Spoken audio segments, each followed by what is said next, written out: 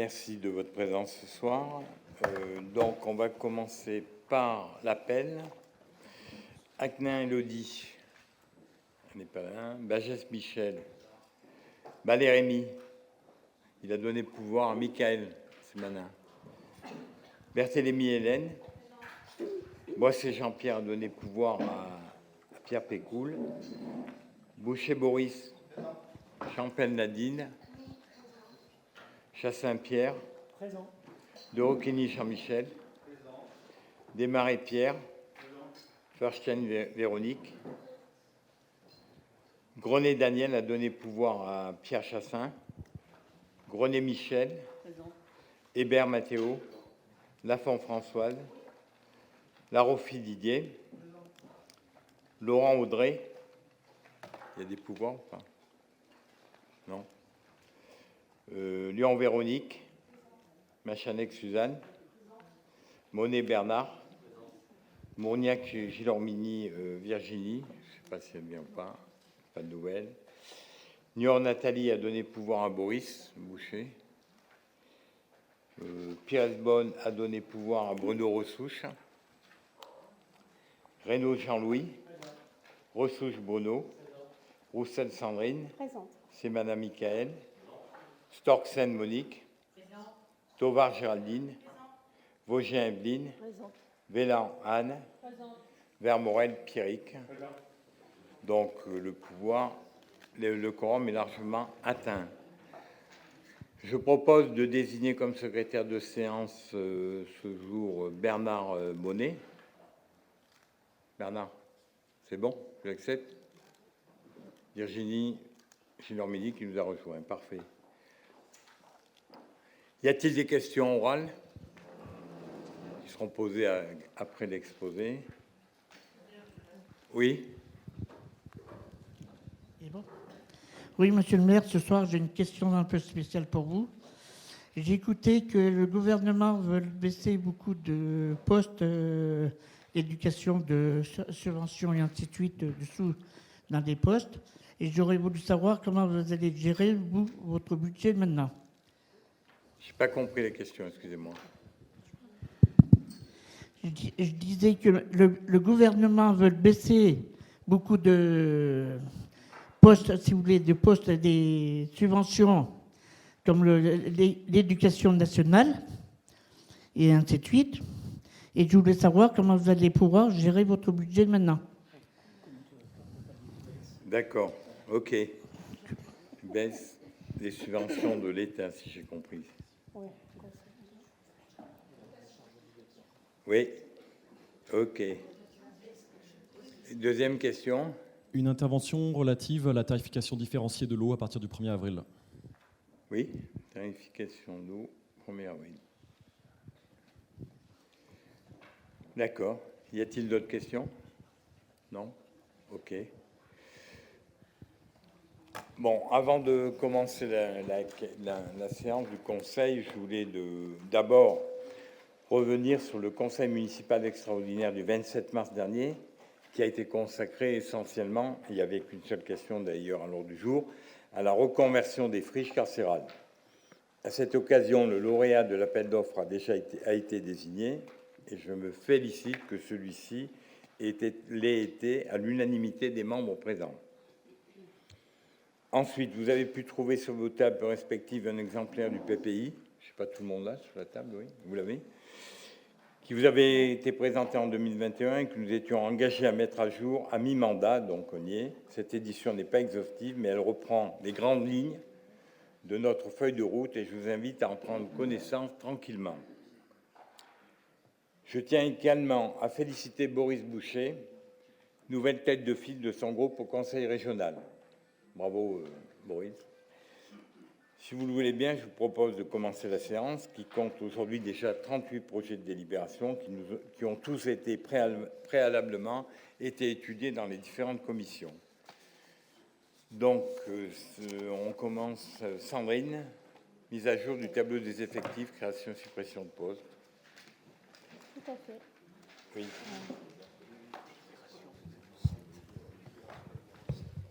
Donc, Oui, on me dit que la délibération numéro 7 a été retirée. Pour précision supplémentaire, il manquait des éléments, donc la délibération numéro 7 est supprimée et retirée de ce soir. Sandrine, c'est bon. Oui, bonjour à tous. Donc, question numéro 1, mise à jour du tableau des effectifs. Pour des nécessités de service, il est nécessaire de créer des postes au 1er mai 2024 et supprimer les postes à la date figurant dans le tableau ci-dessous. Donc, il s'agit essentiellement de postes de remplacement de mobilité interne pour 2 d'entre eux, un départ par mutation et une nomination suite à concours. Le conseil municipal est invité à autoriser la création et la suppression des postes susvisés à compter de la date figurant dans le tableau. Délibération qui est régulière, donc est-ce qu'il y a des questions, des remarques? Qui est contre? Qui s'abstient? Voté à l'unanimité, merci. Question numéro 2, Sandrine. Alors, il s'agit de la modification de la délibération cadre relative au régime indemnitaire et notamment au régime tenant compte des fonctions suggestion, de l'expertise et de l'engagement professionnel RIFSEP au 1er mai 2024. Un protocole syndical sur la révision du régime indemnitaire a été signé avec les organisations syndicales en 2022, le 6 mai 2022, et les modifications portées à l'ancien protocole ont été instaurées par la délibération du 27 juin 2022. Notamment, une de ces modifications concernait plus particulièrement l'impact des arrêts maladie sur la baisse de l'IFSE. Du coup, après échange avec les organisations syndicales, il apparaît que la modulation du régime indemnitaire en maladie ordinaire existante au sein de la commune de Riom est contradictoire avec la mise en place du nouveau contrat groupe prévoyance. En effet, la délibération du 27 juin 2022 prévoyait de diminuer l'IFSE à partir du 30e jour d'absence consécutif ou non sur une année civile, ou alors, à partir du premier jour d'absence du 7e arrêt maladie de l'agence sur l'année civile. Il est proposé de modifier cette délibération du 27 juin en ces termes. En cas de congé maladie ordinaire, l'IFSE est maintenu dans les mêmes proportions que le traitement en cas de congé maladie ordinaire et de congé pour invalidité temporaire imputable au service. Les autres dispositions qui étaient prévues en cas d'absence par la délib du 27 ne sont pas modifiées, remises en question. Aussi, donc le conseil municipal est invité à autoriser la modification du document cadre de la délibération du 27 juin 2022 relative au régime indemnitaire et notamment au régime indemnitaire tenant compte des fonctions suggestion, de l'expertise et de l'engagement professionnel au 1er mai 2024 et d'autoriser le maintien de l'IFSE dans les mêmes proportions que le traitement en cas de congé de maladie ordinaire. Des remarques? Pas de remarques. C'est un plus qu'on a voulu quand même donner aux agents.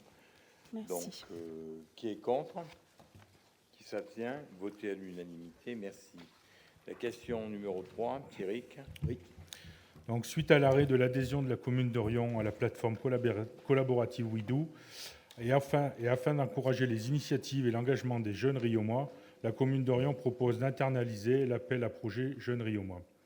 Cet appel à projet s'adresse aux jeunes Riomois de 12 à 25 ans. Les modalités de mise en œuvre de l'accompagnement opérationnel et du soutien financier des projets déposés sont présentées dans le règlement joint en annexe. Les différents critères restent inchangés. À l'occasion du vote du budget, il a été attribué la somme de 5 000 € au soutien des projets présentés par les jeunes Riomois. L'idée est de simplifier la procédure afin de faciliter l'accès aux jeunes de cet accompagnement. Le conseil municipal est invité à approuver le projet de règlement appel à projet Jeunes Riomois fixant les modalités de mise en œuvre de l'accompagnement et de l'attribution des aides aux projets de Jeunes Riomois à compter d'avril 2024 et d'autoriser le maire à le faire appliquer. Des remarques? Oui, allez-y. Oui, il me semble que la plateforme, en fin de compte, est fermée, donc c'est plus un problème d'adhésion de la commune, parce que c'était une expérimentation qui était mise en route et qui s'est arrêtée le 30 septembre 2023. Donc c'est très bien de continuer le projet en interne. hein, mais c'était Complètement. juste ça, donc ça serait peut-être bien de préciser que ce n'est pas un problème d'adhésion, mais que la plateforme est fermée. Merci. Boris, allez-y. Oui, merci beaucoup. Moi, je reviens un peu sur le fond de la délibération. Je pense que c'est bien qu'on ait un appel à projet en direction des jeunes pour favoriser un peu, que ce soit dans les domaines de la citoyenneté, du développement durable, de la solidarité, de la culture ou du sport, des initiatives qui viennent et qui soient construites par les jeunes. Je pense qu'il aurait été intéressant qu'on ait un bilan, parce que je vous le dis, moi, je n'ai plus la mémoire des projets qui ont été accompagnés les années précédentes. Voilà, je me rappelle, il y avait eu un film ou un court-métrage de fait, des actions dans le développement durable aussi. Mais j'ai essayé de me rappeler, ça ne m'est pas revenu, combien de jeunes chaque année nous accompagnons, que ce soit sur des projets individuels ou des projets collectifs. Et il me semblait que de toute façon, c'était un nombre relativement limité de jeunes. Je ne sais pas si on épuisait l'enveloppe qu'on consacrait, mais voilà. Donc je pense que lancer un appel à projet, c'est une bonne chose, mais je pense qu'il faut aussi aider les jeunes à monter les projets parce que ça ne va pas de soi de monter un dossier de subvention. On le voit même pour des moins jeunes, ce n'est pas toujours évident dans le secteur associatif. Donc je pense que voilà, y a un effort à faire peut-être avec différentes structures. Je pense à RLV Info Jeunes, mais aussi aux centres sociaux, différentes associations. Et puis après, sur la question du montant, je voulais vous faire remarquer que 5 000 €, c'est le même montant que nous dédions au fonds d'initiative scolaire qui concerne les sorties scolaires pour 1300 élèves des écoles publiques de notre commune. Donc quand je dis ça, ce n'est pas pour diminuer la somme de cet appel à projet, mais c'est pour essayer de vous révéler, en y revenant, que notre fonds d'initiative scolaire est quand même très bas, beaucoup trop bas. Donc oui, pas de souci, on vous présentera un bilan. Après, c'est des sujets qui ont été évoqués en commission, donc, mais bon, au Conseil, on pourra le présenter également. Mais oui, l'idée est vraiment de simplifier l'accès à ce fonds pour les jeunes. Donc du coup, en se disant peut-être que la plateforme était aussi un frein. Donc voilà, en allant en direct, on espère avoir un peu plus de projets. OK. Qui est contre? Qui s'abstient? Voté à l'unanimité, merci. Question numéro 4. Thierry. L'école maternelle Jean Rostand a souhaité intégrer la démarche Notre école, faisons-la ensemble. À ce titre, elle a obtenu un soutien financier de 2 460 € dans le cadre du Fonds d'innovation pédagogique pour le financement du projet Sensibiliser à la biodiversité. Une convention est établie avec l'Éducation nationale. La commune d'Orion percevra la subvention et engagera les dépenses. Afin de ne pas impacter le budget de la collectivité, des lignes de crédit spécifiques seront créées en recettes et en dépenses. Cette opération sera neutre pour la collectivité. Donc, le conseil municipal est invité à autoriser la commune à percevoir la subvention et à autoriser le maire ou son représentant à signer la convention avec l'Éducation nationale. Des remarques?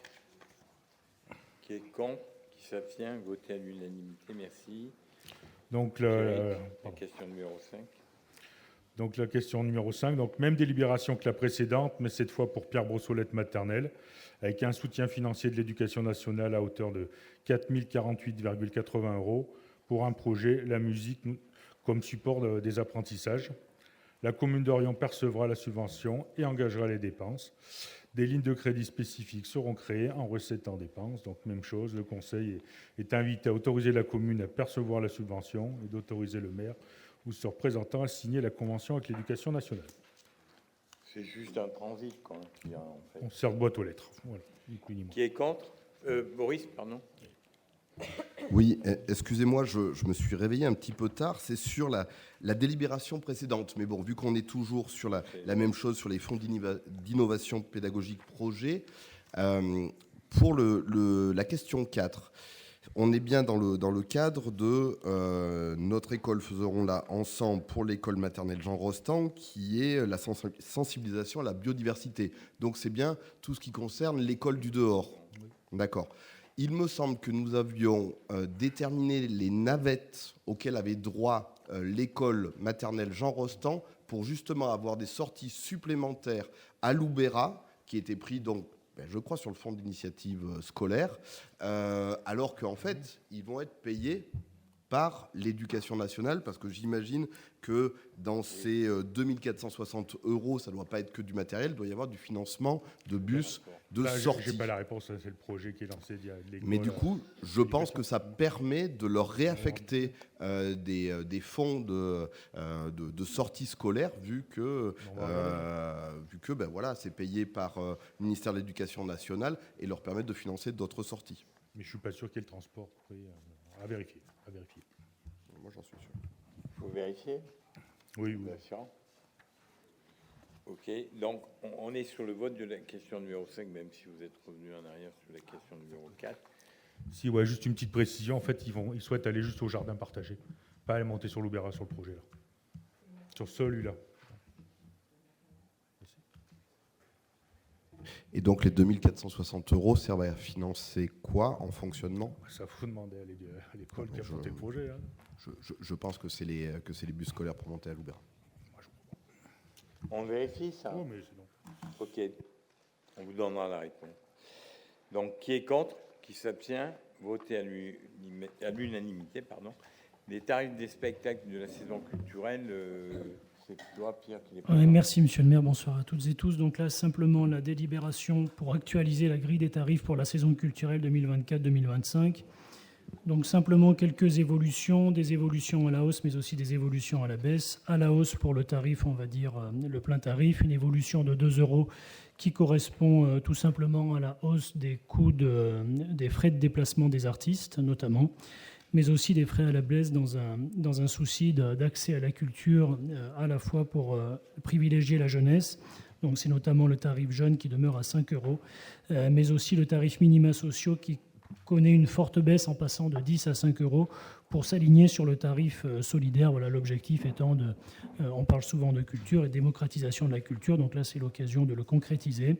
Donc voilà les principales évolutions de cette délibération, en sachant que malgré l'évolution à la hausse, les tarifs de notre saison culturelle restent parmi les plus attractifs du département, si on compare aux scènes environnantes de Cournon, Sébaza, Landes et Pont-du-Château. Voilà ce qu'on pouvait dire en synthèse sur l'évolution de cette grille tarifaire. Des remarques? Qui est contre? Qui s'abstient? Voté à l'unanimité. Merci. La question numéro 7 est retirée, donc, Oui. puisqu'il manquait la tarification. La question numéro 8, Pierre. Question numéro 8, et pardonnez-moi, j'en profite pour excuser Jean-Pierre Boissier, pour qui je présente ces délibérations, qui est excusé. Je ne sais pas si monsieur le maire en dira un mot, mais en tout cas, voilà, c'est en son nom que je présente ces délibérations ce soir. Question numéro 8, tarification de cotisation pour la future classe préparatoire de l'école d'art de la commune de Riom. Donc l'école d'art de Riom va ouvrir à partir de la rentrée 2024 une classe préparatoire au concours d'entrée aux écoles supérieures d'art, d'architecture et d'art appliqué.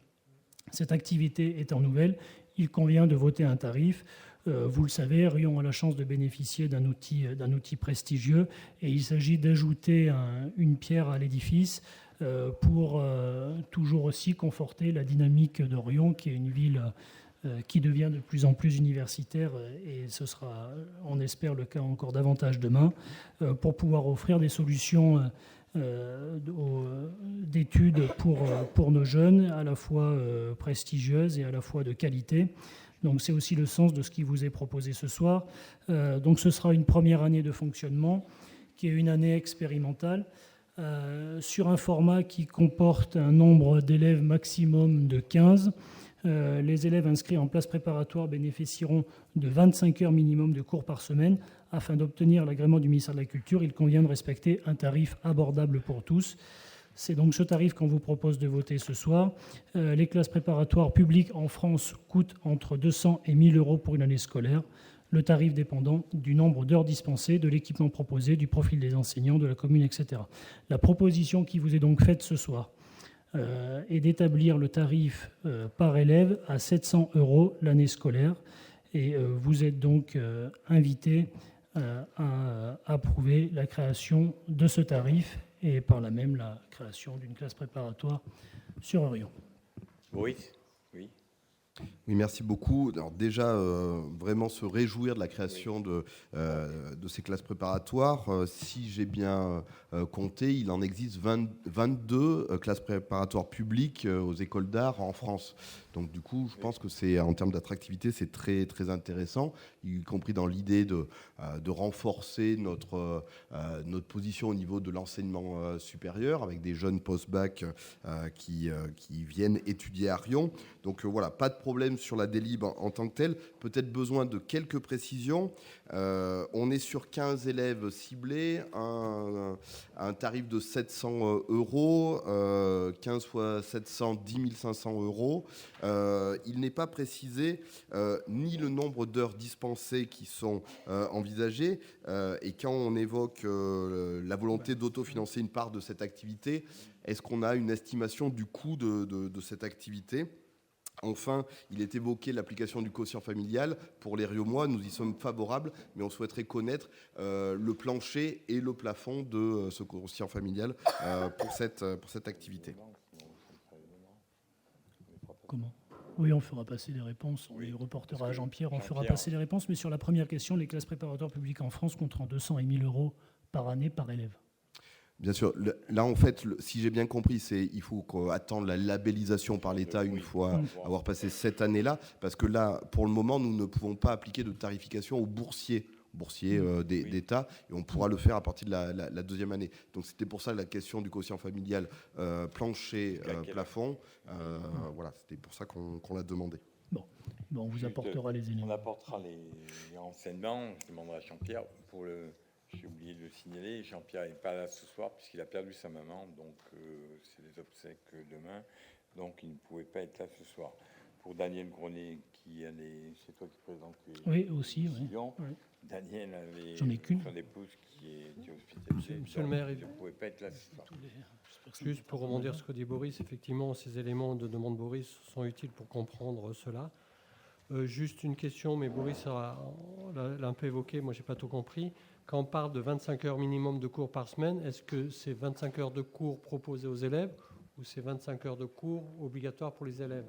Voilà, je voulais comprendre par rapport à ça. Est-ce que c'était 25 heures de cours dispensés ou 25 heures de cours obligatoires pour les élèves ? Parce que c'est beaucoup par élève, ce qui me semblait. Deuxième chose, effectivement, par rapport à ce qui a été dit aussi, c'est que ça va rayonner très fortement autour du territoire parce que il y a des grandes difficultés de rentrer, par exemple, dans des écoles d'architecture où vous êtes 1000 à demander de rentrer, ils en apprennent 80 à la sortie, et qu'il y a énormément de personnes qui risquent d'être intéressées par cela. Donc on risque de dépasser beaucoup le cadre de notre seul cercle de territoire riomois. Voilà, donc ça risque d'être compliqué. Voilà.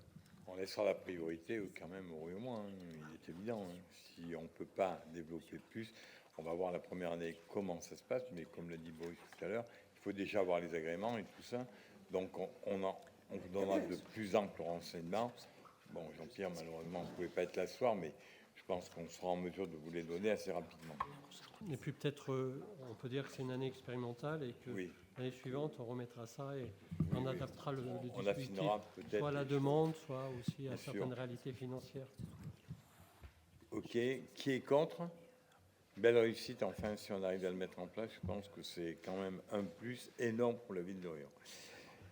Qui est contre ? Qui s'abstient ? Voté à l'unanimité, merci. Question numéro 9. Daniel, donc Pierre. Oui, donc pour Daniel Grenet, donc délibération sur le changement de format des stages vacances multisport Riom avec le sport. Donc c'est l'évolution d'un dispositif qui a été mis en place en février 2023. Donc c'est l'ajustement puisqu'il y a peu d'enfants finalement qui sont inscrits et qui bénéficient de ce dispositif, en moyenne une dizaine pour 30 places disponibles. Donc vous avez la liste des décisions qui ont été prises pour rendre les stages plus attractifs. Donc si on ne change pas le volume qui est de 30 enfants, en revanche il est ouvert aux enfants dès 9 ans, de 9 ans à 13 ans, pour permettre d'accueillir les enfants de l'école primaire notamment. Et il y a également eu un travail important de coordination entre les services de la ville, entre la direction de la jeunesse de Pierrick et la direction des sports de Daniel Grenet, pour éviter la concurrence entre donc les stages vacances multisports et les accueils de loisirs sans hébergement proposés également par la ville, de manière à ce que chacun puisse se répartir et qu'il n'y ait pas de cannibalisation des dispositifs. Donc voilà, c'est une amélioration de ce qui existe déjà, de manière à ce que nos jeunes Riaumois puissent s'intégrer dans la diversité des dispositifs qu'offre la ville. Des remarques ? Oui. Oui, merci. Je pense que c'est une bonne chose, mais en même temps, ça dévoile un constat qu'on était en échec sur la cible qui était celle d'avant, c'est-à-dire la cible des collégiens.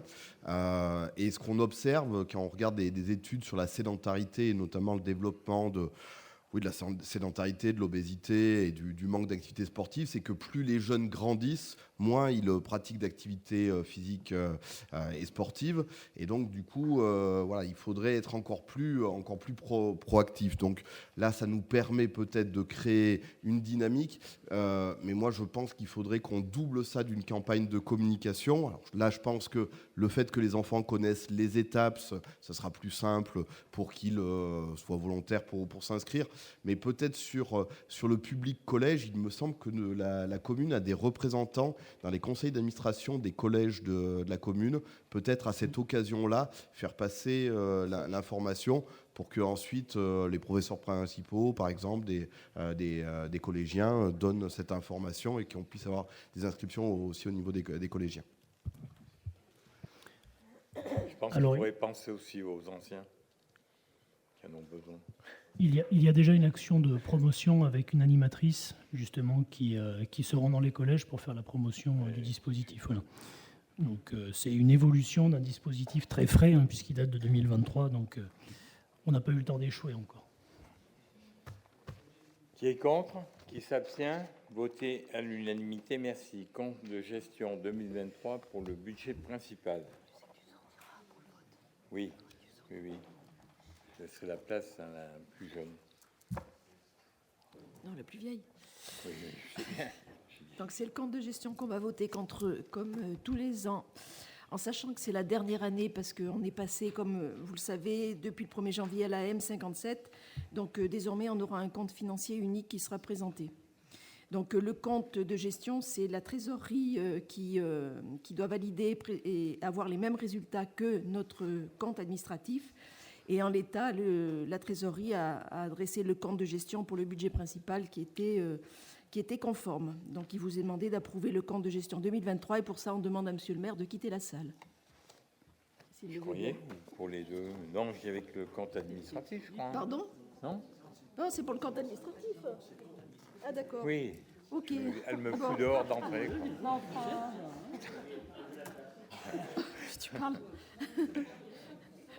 Je veux bien y aller, il n'y a pas de problème. Bon, alors donc vous êtes invité à approuver le compte de gestion 2023. Qui est contre ? Je te parle à ta place, du coup. Vas-y, oui. Qui s'abstient ? Tu me foutu dehors. Voté à l'unanimité. Donc on va parler du compte administratif. Et là, je me retire. Tu te retireras, d'accord. Oui. Je n'avais pas les informations qui étaient bonnes. Bon. C'est projeté ? Donc, on va vous projeter un PowerPoint pour que vous suiviez.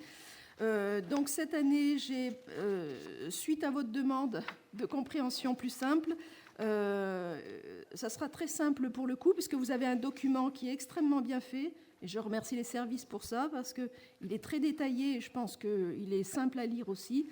Donc, ça sera simplement la présentation des résultats avec les écarts et les explications sur les écarts.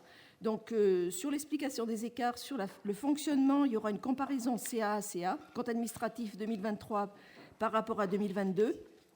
Et sur les investissements, ça sera une comparaison avec le provisionnel qu'on a fait, le budget prévisionnel. Donc, voilà l'explication. On y va ? C'est bon ? C'est bon. Sur les recettes de fonctionnement. C'est bon, vous les avez ? Donc, vous voyez, donc vous avez le compte administratif 2022, le budget prévisionnel 2023 et le résultat de l'année dernière. Et ensuite, vous avez les écarts. Donc vous voyez sur ces écarts qu'on constate qu'on a eu un filet de sécurité qui nous a fait un écart de 420 000 euros par rapport au CA de 2022. Sur la fiscalité communale directe, on a un écart de 1 million d'euros. Donc c'est essentiellement la hausse des bases qui était de 7,5%. Sur le transfert de RLV, donc on a une différence négative de 950 euros. C'est par rapport au pacte financier et fiscal avec la diminution de l'attribution de compensation et de la DSC. C'est-à-dire que le RLV a repris la compétence du SDIS. Donc on a eu une baisse. Donc on n'a plus voilà, on leur a reversé, on l'a déduit de la dotation ce chiffre-là. Sur la dotation DGF, la dotation de l'État, il y a une différence de 450 000 euros. C'est essentiellement la dotation de solidarité rurale qui est nouvelle et qu'on n'avait pas eue l'année d'avant. Donc on a eu cette différence-là. Sur les dotations diverses, donc il n'y a rien. Sur la FCTVA, c'est lié au remboursement des N-1 sur les travaux, de N-1. Donc on a des redevances exceptionnelles aussi qui sont la redevance sur les recettes exceptionnelles sur la redevance du crématorium, et on a une diminution de la contribution au FPIC. Alors le FPIC, c'est la contribution qui est versée par rapport des communes de solidarité envers les autres communes. Donc pour le service à la population, on a une cantine scolaire qui a augmenté de 6%, parce qu'on a une augmentation du nombre d'enfants notamment, et une augmentation des tarifs, et la même chose pour le périscolaire. Donc on a une augmentation totale des recettes de 5,3%. Sur les dépenses, elles ont été particulièrement maîtrisées aussi. Sur les charges à caractère général, on a un écart de 200 000 euros. Donc il s'explique essentiellement par la hausse des tarifs du gaz et de l'électricité et sur l'inflation par rapport aux denrées alimentaires. Sur les charges de personnel, alors là, c'est l'impact exogène sur la masse salariale avec tous les indices l'indice qui a été augmenté, tous les valorisations des salaires qui ont été faits, qui ont été prévus sur l'année dernière et qui seront prévus aussi sur cette année. Donc c'est tout détaillé dans le document que vous avez eu. On a donc la fin de la compétence SDIS, on a diminution du FPIC et l'augmentation de la charge des intérêts également. Donc sur le tableau des subventions aussi, on a 570 000 qui ont été versés, donc qui sont stables pour 2023. On a versé aussi 150 000 pour le CCAS et 395 000 aussi pour les charges du CCAS, notamment du personnel. Donc pour le social, on a 1 115 000 euros sur les dépenses de fonctionnement. Sur l'investissement, maintenant. Donc sur la FCTVA, c'est pareil, c'est les dépenses de l'année N-1, soit la TVA des investissements de 2022 qui a été plus importante que 2021. Les principales subventions aussi, c'est une fois que les projets sont soldés. Donc, notamment, il y a Jean Rostand, le terrain du foot du Céré, les toitures Brossolette. Alors, c'est surtout la région et le département. Et sachant que il y a une différence aussi parce que les subventions sur la RD 2029 qui devaient être prévues l'année dernière ont été versées en janvier cette année. Et puis, l'emprunt, il est moins important que prévu puisqu'on a augmenté nos recettes.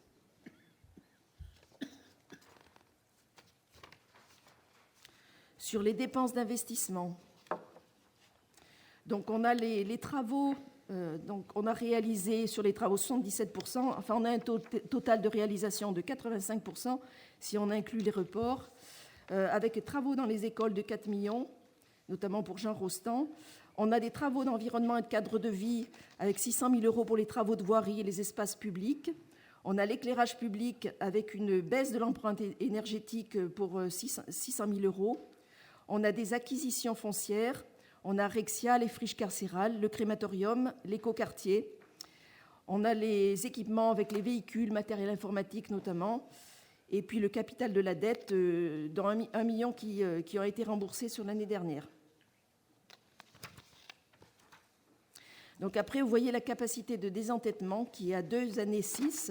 On était à 1,4 en 2020, donc en sachant que le seuil d'alerte, c'est 10 ans, et on est en rouge à partir de 12 ans, donc on en est loin. C'est-à-dire que ça veut dire que la commune aurait 2,6 années pour se rembourser sa dette si elle ne faisait pas d'autres investissements. Voilà, sur les taux d'épargne de gestion, vous voyez qu'on s'est bien amélioré puisqu'on rejoint pratiquement le taux d'épargne de gestion des 17% qu'on avait en 2020. Voilà, je vous ai présenté les écarts, si vous avez des questions. Boris, allez-y. Merci, monsieur le maire, chers collègues. Merci à madame Vosgien pour votre exposé et au service pour les documents fournis. Je n'interviendrai pas trop longuement sur ce compte administratif 2023. Comme cela a été dit, c'est une année assez exceptionnelle. En effet, lors du débat précédent, l'adoption du budget 2023, aucun d'entre nous n'avait envisagé que lors du compte administratif, on puisse dire que l'année 2023 s'est avérée plus avantageuse que prévu. C'est tant mieux pour nos recettes de fonctionnement, mais ça ne doit pas éluder à quel point le quotidien est difficile et inquiétant pour les plus vulnérables de nos concitoyens. Le filet de sécurité, la dotation de solidarité rurale, la redevance liée au crématorium pourraient nous conduire à envisager l'avenir avec une relative sérénité. Mais d'une part, nous ne pouvons pas compter à coup sûr sur ces recettes lors des prochains exercices. Et d'autre part, les déclarations récentes du ministre de l'Économie et des Finances ont de quoi nous faire froid dans le dos. Je crois qu'il y a une question à ce sujet-là qui a été posée aussi dans le public. C'est une cure d'austérité qui est promise à nos concitoyens, à leurs services publics, et les collectivités n'y échapperont pas. Donc depuis plusieurs semaines, sur tous les plateaux, télé et radio, on prépare les esprits, tour de vis de 10 milliards d'euros, la dette, les critères européens, sauf qu'au même moment, paf, les chiffres du CAC 40 tombent, l'indice boursier franchit un nouveau record, 7880 points, record historique. Alors champagne, 100 milliards d'euros sont versés aux actionnaires. Monsieur le maire, en 2 mots, vous n'êtes pas ministre de l'économie, moi non plus, mais vous conviendrez que de l'argent, il y en a dans ce pays. La question qui me préoccupe, c'est qu'on ne fasse pas encore plus durement les poches de nos concitoyens. Alors, vous le savez, les élus d'opposition s'étaient prononcés contre la hausse des tarifs de la cantine scolaire. Je lis dans ce compte administratif, les recettes dans ce domaine sont en hausse de 6%, hausse due à l'augmentation tarifaire, mais aussi à l'augmentation du nombre d'enfants déjeunant à la cantine. Côté dépenses, elles augmentent compte tenu de l'inflation des produits alimentaires, mais ces dépenses sont contenues grâce au travail de nos services, la commande aux producteurs locaux, les circuits courts, le respect de la saisonnalité et le travail de la cuisine centrale pour éviter le gâchis alimentaire. Nous saluons leur travail, mais cette hausse de tarifs aurait pu être évitée, mais c'est un choix politique, votre choix. J'ai maintenant 2 questions dont je n'ai pas trouvé les réponses à la lecture du compte administratif, y compris dans les 200 pages de la maquette, mais j'ai peut-être mal lu. Il s'agit du coût des concertations forum.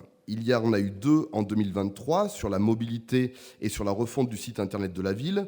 Je souhaiterais savoir quel coût cela représente, car en 2024, d'autres ont eu lieu et vont avoir lieu.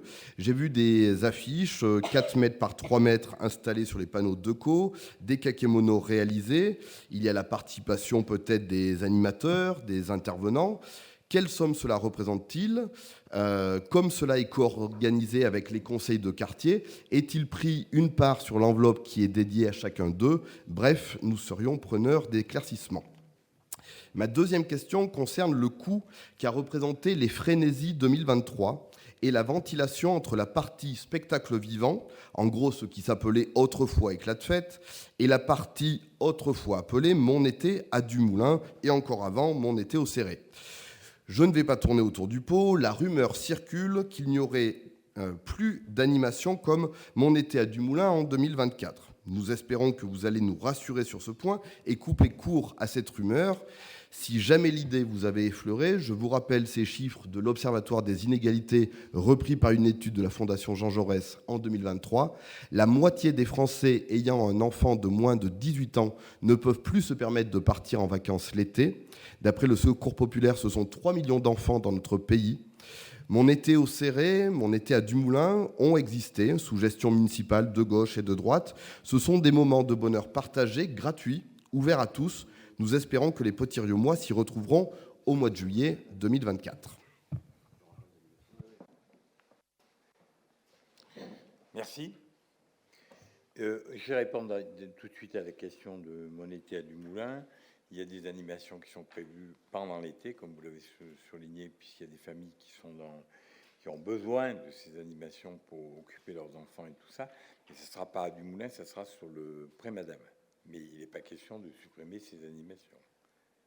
Donc voilà, moi j'ai pas de problème qu'on envisage, donc c'est après mon été au Céré, après mon été à Dumoulin, cette fois on est à mon été au Pré-Madame, avec, on est d'accord, 10 jours, c'était le cas les années précédentes, 10 jours d'animation en continu sur Dumoulin. On travaille avec toutes les associations pour pouvoir maintenir cette cadence de 10 jours qui était réalisée depuis des années. D'accord. Pour l'instant, on en est là. Donc, on vous donnera plus de renseignements là-dessus. Pour ce qui est des coûts que vous avez demandé, et c'est tout à fait logique que vous les demandiez, je ne les ai pas en tête là aujourd'hui, mais on vous les communiquera rapidement, aussi bien pour les manifestations, le forum, pour les différents forums qu'il y a eu, et aussi bien pour les frénésies. C'est normal que vous les ayez, excusez-nous, si on ne vous les a pas donnés. Enfin, moi, je comprends vos remarques. Je ne serai pas aussi pessimiste que vous. Parce que si vous voulez, aujourd'hui, on est dans les périodes 2023, c'est vrai, ça a été une année exceptionnelle, mais aujourd'hui, on a la chance d'avoir sauvé notre économie locale. Dans les années qui viennent, il y aura des rentrées d'argent qui permettront peut-être pas de dépenser non plus à tort et à travers, mais qui permettront de compenser une partie des coûts. On va voir aujourd'hui que ce soit Imperial Tobacco repris par Bacacier, qui demain va nous permettre d'avoir des rentrées. On était à 30 000 euros, 40 000 euros de taxes foncières. On devrait passer dans les 400 à 500 000 euros de taxes foncières dans les années qui viennent. Ça ne se fera pas du jour au lendemain, il est évident. Ça se fera sur les 3 ou 4 prochaines années. C'est des chiffres qu'on est en train de travailler. On travaille de l'autre côté. On a retenu avec RLV un cabinet pour pouvoir vérifier toutes ces taxes sur les entreprises. Aujourd'hui, pour moi, personnellement, j'ai l'impression qu'il y a beaucoup de taxes qui nous échappent, des recettes donc qui nous échappent. Donc, il n'y a pas de raison. On a décidé avec le président et le bureau de RLV de lancer un appel à une société pour nous aider à y voir un peu plus clair. Je regrette beaucoup que la DGFiP ne nous donne pas ces éléments. Ça serait quand même à eux de les donner. Je peux vous dire, on était avec Bacacier, ça fait 2 ans que Bacacier dit à la DGFiP qu'ils doivent de l'argent sur la taxe foncière. Personne ne bouge. C'est quand même inadmissible, quoi. Alors, quand vous parlez des sociétés capitalistiques, ces gens-là en font partie. Il n'y a pas de raison que ces gens-là ne payent pas ce qu'ils doivent à la collectivité. Donc, on travaille là-dessus. Comment ? Et surtout quand ils demandent, c'est eux qui disent, parce que des sociétés comme ça, si vous voulez, qui travaillent à l'international, ils ne vont pas prendre le risque d'aller camoufler quoi que ce soit. Leurs actionnaires, à ce moment-là, les démoliraient complètement. Donc, ce n'est pas leur intérêt. Donc, on est quand même dans l'espoir, et moi je suis convaincu que ça sera la vérité, c'est que c'est les années les plus dures qu'on passe à l'heure actuelle. Demain, pour la collectivité, pour la mairie de Riom, les finances devraient pouvoir s'éclaircir. Alors, ça ne compensera pas ce que vous avez dit, s'il y a des restrictions, comme l'a posé quelqu'un dans la salle, pour dire comment vous allez gérer. C'est une des façons qui nous permettra peut-être de gérer, mais ça n'empêche pas qu'il faut être très vigilant. Et si vous le permettez, moi, je voudrais remercier d'abord Evelyne pour la présentation qui a été faite, remercier les services de comptabilité, mais surtout remercier l'ensemble des services. Parce qu'aujourd'hui, comme vous avez pu le voir, les frais de gestion ont été maîtrisés, et de façon très importante. Je remercie Monsieur le Directeur général des services, je remercie toutes les équipes pour le travail remarquable qui a été effectué et qui nous permettra de passer, on le voit, ce cap de 2023, mais demain, les caps qui vont arriver et qui nous permettront de maintenir une partie des investissements, parce que quand on maintient les investissements, bien souvent, c'est pour faire des économies, soit d'énergie, soit d'autres choses. Donc voilà ce que je voulais vous dire et que je tenais à vous dire. Y a-t-il d'autres questions ? Bon, oui, Bruno. Moi, c'est plutôt quelques remarques. Donc, on remercie de cette présentation Madame l'adjointe aux finances et les services. Concernant le compte administratif, il concentre un bilan financier globalement positif. Et on a quelques petites nuances à apporter ou quelques remarques. Voilà. Déjà, la première remarque, c'est le filet de sécurité. Donc, il faut se rappeler que le filet de sécurité a été voté sur l'amendement de notre député qui est absente ce soir à l'Assemblée nationale. Et effectivement, ça met un peu d'oxygène dans ce budget et on peut s'en réjouir. C'est de l'ordre de 420 000 euros. Voilà. Comme quoi, vous voyez que notre député, des fois, travaillant fortement, peut amener des choses sur des villes et surtout sur la ville de Riom. Au niveau de la DSR, si elle apporte là aussi un fonds non prévu au budget, elle dénote quand même de recul démographique qui nous inquiète. Voilà, après, c'est peut-être quelque chose à étudier sur cela. Au regard du bilan financier présenté, qui matérialise un renforcement des soldes indicateurs de gestion et de solvabilité, normalement du fait des recettes inattendues, vous l'avez précisé et Boris l'a fait remarquer, il est dommage que la politique tarifaire n'ait pas été plus accommodante pour les usagers dans un contexte social que vous savez difficile, qui n'est pas à dépeindre, et à l'heure même où le service public demeure le principal amortisseur social, le service public étant le patrimoine de ceux qui n'en ont pas. Voilà.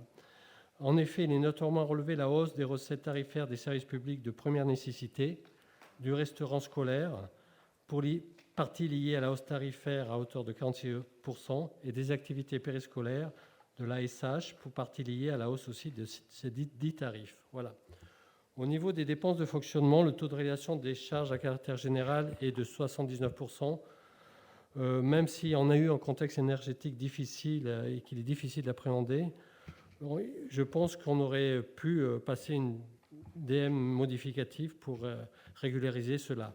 Il est par ailleurs aisé d'observer, pour faire le lien avec le point précédent, qu'une baisse des produits tarifaires des services publics de première nécessité aurait pu largement être soutenue par ces non-dépenses. Voilà. Concernant le stock de la dette est maîtrisé en termes de constat post-bilan 2023, mais n'en demeure pas moins marqué en termes d'évolution depuis 2 ans. Donc on a une vigilance à avoir par rapport à cela. Les ratios projetés en termes de solvabilité, excédent brut et capacité d'autofinancement sont satisfaisants. Le taux d'épargne brute revient toutefois à un niveau oscillant à 10%.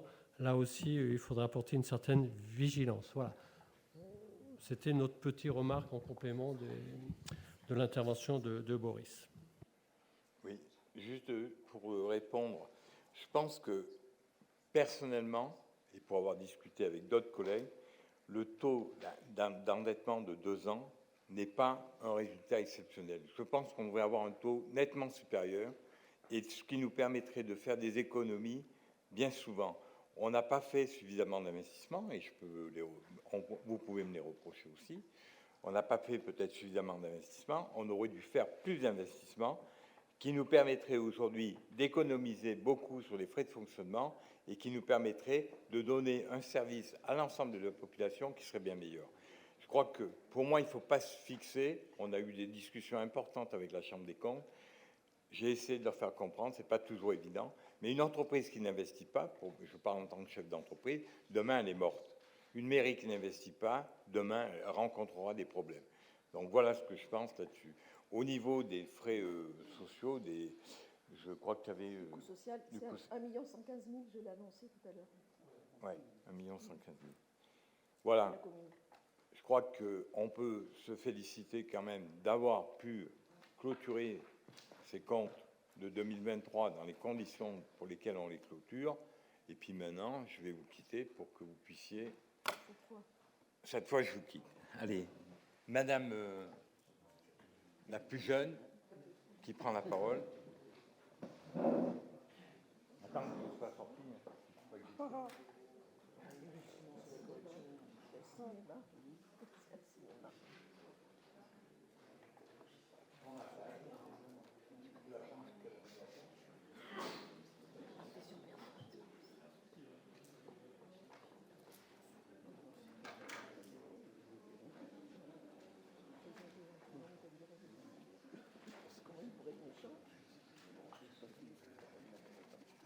Où c'est que j'ai un petit micro? Là, il est là. Ah bon, d'accord. Bon, mesdames, messieurs les élus, pour faire suite à la présentation d'Evelyne Vosgien et en ma qualité de doyenne de cette assemblée, Je vous invite à vous exprimer en ce qui concerne le compte administratif 2023 sous la forme d'un vote à main levée afin de préciser vos positions. Donc, qui s'abstient?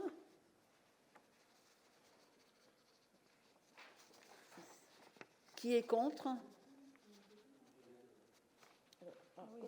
Et soit qui est pour la majorité. C'est bon? C'est bon? Ok, merci.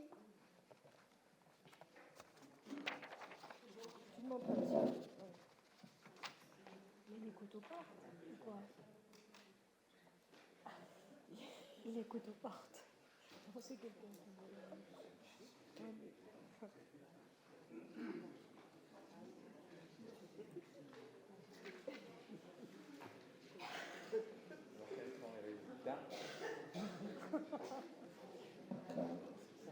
Attention, le sac à Sandrine. Oui. Pardon. Quels sont les résultats? Je peux les connaître. Bon, merci à tous. Je crois qu'on peut, encore une fois, féliciter tous les services pour le travail remarquable qui est effectué à l'heure actuelle. On a l'habitude de toujours critiquer les agents, et je peux vous dire qu'aujourd'hui, après 10 ans d'exercice dans la mairie de Riom, moi, je me félicite des services qu'on a. On n'est pas toujours d'accord avec eux, il y a des prises de bec, n'est-ce pas? Des fois, ça crie, mais on arrive quand même, et on a la chance d'avoir des gens de qualité. Donc, je voudrais que tout le monde le remarque. Merci encore. Question numéro 12, reprise définitive des résultats, donc c'est classique. Donc c'est classique, c'est ce qui fait suite à la présentation du compte administratif. Il a été proposé déjà une reprise anticipée du résultat au conseil municipal du 5 février. Des mandats et titres sont passés pour la période du 1er janvier 2024 au 31 janvier. Le résultat définitif s'en trouve légèrement amélioré. Donc, le résultat de fonctionnement cumulé 2023 s'établit à plus 6 491 249,66 € et on a un besoin de financement pour l'investissement à 5 025 526,18 €. Donc, il est nécessaire de solder ce besoin de financement à hauteur de 5 025 526,18 € et de le déduire du résultat cumulé. Et il nous reste 1 465 723,48 € qu'on conserve en fonctionnement. Donc, le résultat s'est amélioré par rapport à la délibération de reprise anticipée des résultats. Et donc, il vous est proposé d'abonder en plus de ce qui était prévu la somme de 84 200,57 € aux amortissements et de réduire d'autant l'emprunt d'équilibre prévu au budget de la même somme de 84 200,57 €. Donc, c'est meilleur que ce qui avait été voté la dernière fois. Donc, on diminue l'emprunt d'équilibre. Qui est contre? Qui s'abstient? Voté à l'unanimité. Merci. Attends. Ah, pardon. Je n'ai pas regardé. Abstention. Donc, 7 abstentions. OK. Ouais. Tarif des services à la population pour l'année scolaire 2024-2025, Evelyne. Donc, on a maintenu les tarifs de l'année dernière. Il n'y a pas eu d'augmentation, sauf pour l'école municipale de sport. Pour le sport, on prévoit, pour tenir compte de l'inflation, une hausse de 1,5%, mais qui sera uniquement appliquée sur le prix plafond. Voilà, autrement, il n'y a pas eu de hausse sur les autres tarifs. Qui est contre? Qui s'abstient? Voté à l'unanimité. Merci. Conservation du patrimoine, la délibération 14. Donc, c'est un bilan sur l'autorisation de programme, ce qu'on appelle l'APCP, sur le patrimoine historique de la commune, qui allait de 2013 avec extinction en 2023. Donc, pour l'année 2022, les dernières dépenses ont principalement concerné la fin des travaux de la tour de l'horloge pour 211 000 € et les diagnostics de l'église du Marturé pour 24 000 €. Pour 2023, les crédits sont portés sur l'église du Marturé pour des études en vue des travaux ultérieurs. Et le total des sommes financées de 2013 à 2023 s'élève à 3 231 972 €. Donc, il vous est proposé de clore la PCP. Ça ne veut pas dire qu'on ne va pas continuer les travaux, mais on va clore au moins cette APCP. Des questions? Bon. Qui est contre? Qui s'abstient? Voté à l'unanimité. Merci. Question numéro 15. C'est la même chose, mais pour Jean Rostand, c'est un APCP. Alors là, on ne le clôt pas, mais il est proposé de répartir les sommes restantes sur 2025 et 2026 afin de solder les marchés des éventuelles retenues de garantie. Donc cette APCP avait commencé en 2018 pour se terminer, enfin c'est pas terminé, les travaux sont terminés, mais le total entre 2018 et 2024 du coût des travaux, c'est 8 718 852 euros. Et on propose pour 2025 et 2026 de retenir les retenues de garantie pour 200 000 euros sur 2025 et 180 148 euros pour 2026. Et après, on clora l'autorisation de programme pour Jean Rostand. Des remarques? Qui est contre? Qui s'abstient? Voté à l'unanimité. Merci. Question numéro 16. Donc, c'est les travaux d'éclairage public sur la place Félix Pérolle.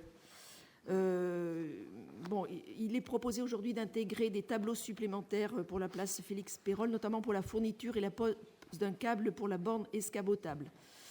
Donc, sur le lot 7, les travaux attribués à ce lot étaient d'un montant de 104 991 hors taxe, et il avait fait l'objet déjà d'un avenant pour un montant de 3 750 euros. Donc au total, avec la borne escamotable qui va être placée sur cette place, de 1 776 euros, on arrive à un montant final de 110 517 euros hors taxe. Des remarques? Qui est contre? Qui s'abstient? Voté à l'unanimité. Merci. Question numéro 17. Donc ça, c'est un compte-rendu de délégation qui avait été donné au maire sur la réfection des toitures, des façades, pour les éclairages du gymnase de l'Amitié du Céré. Donc la commission des marchés à procédure adaptée qui s'est réunie le 29 janvier avait attribué le marché à, pour le lot 2, les façades, l'entreprise Arta pour un montant de 199 915 euros. Pour le lot 3, sur les panneaux polycarbonate, c'est l'entreprise Soprema pour 192 000 euros. Le lot 4, l'éclairage des salles d'activité, c'est l'entreprise Société Auvergnate d'installation électrique pour un montant de 74 500 euros, avec un total de 466 415 euros. Des remarques? Non. Qui est contre? Qui s'abstient? Voté à l'unanimité. Question numéro 18. Alors, ça, c'est l'exécution, c'est une délégation à donner au maire sur l'exécution des marchés. Donc, les modifications des seuils de passation se font chaque année en procédure formalisée. Donc, compte tenu de ces modifications, des marchés publics, des fournitures et de services et des adaptations du guide interne des marchés en procédure adaptée qui en découlent, il convient de tenir compte de ces nouvelles dispositions pour le fonctionnement courant de l'activité communale et notamment quant à la délégation que le conseil municipal donne au maire.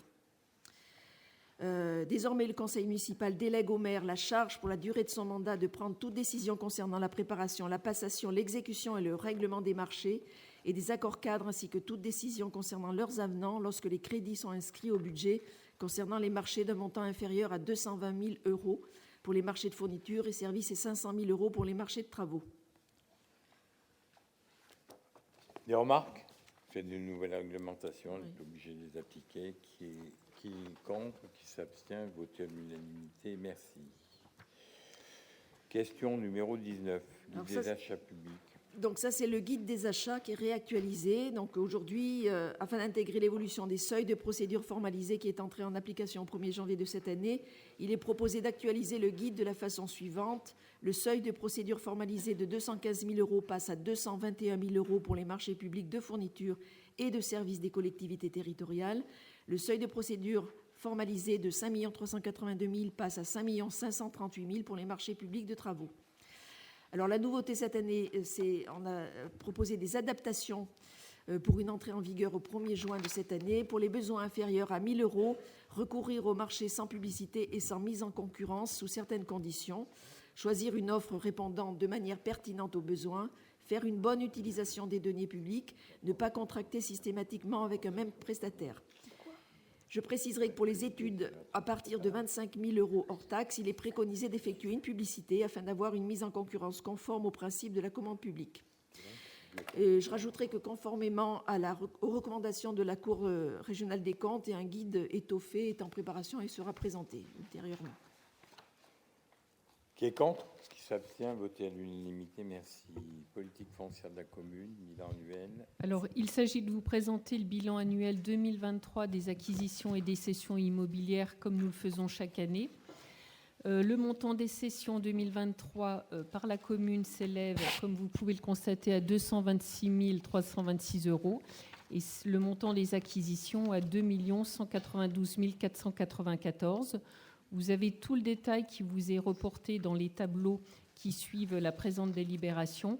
Donc on peut noter, et là c'est vraiment, on a déjà tout passé en conseil municipal, on peut noter quelques grands inflecteurs sur nos acquisitions, comme le futur pôle technique municipal à un peu plus d'1 million d'euros, le projet parc urbain près de l'écoquartier, et puis tout ce qui est cession des acquisitions des friches carcérales. Donc vous êtes invités ce soir à prendre acte du bilan de cette politique foncière de la commune pour 2023. Des remarques? Qui est contre? Qui s'abstient? Voté à l'unanimité. Merci. Question numéro 21.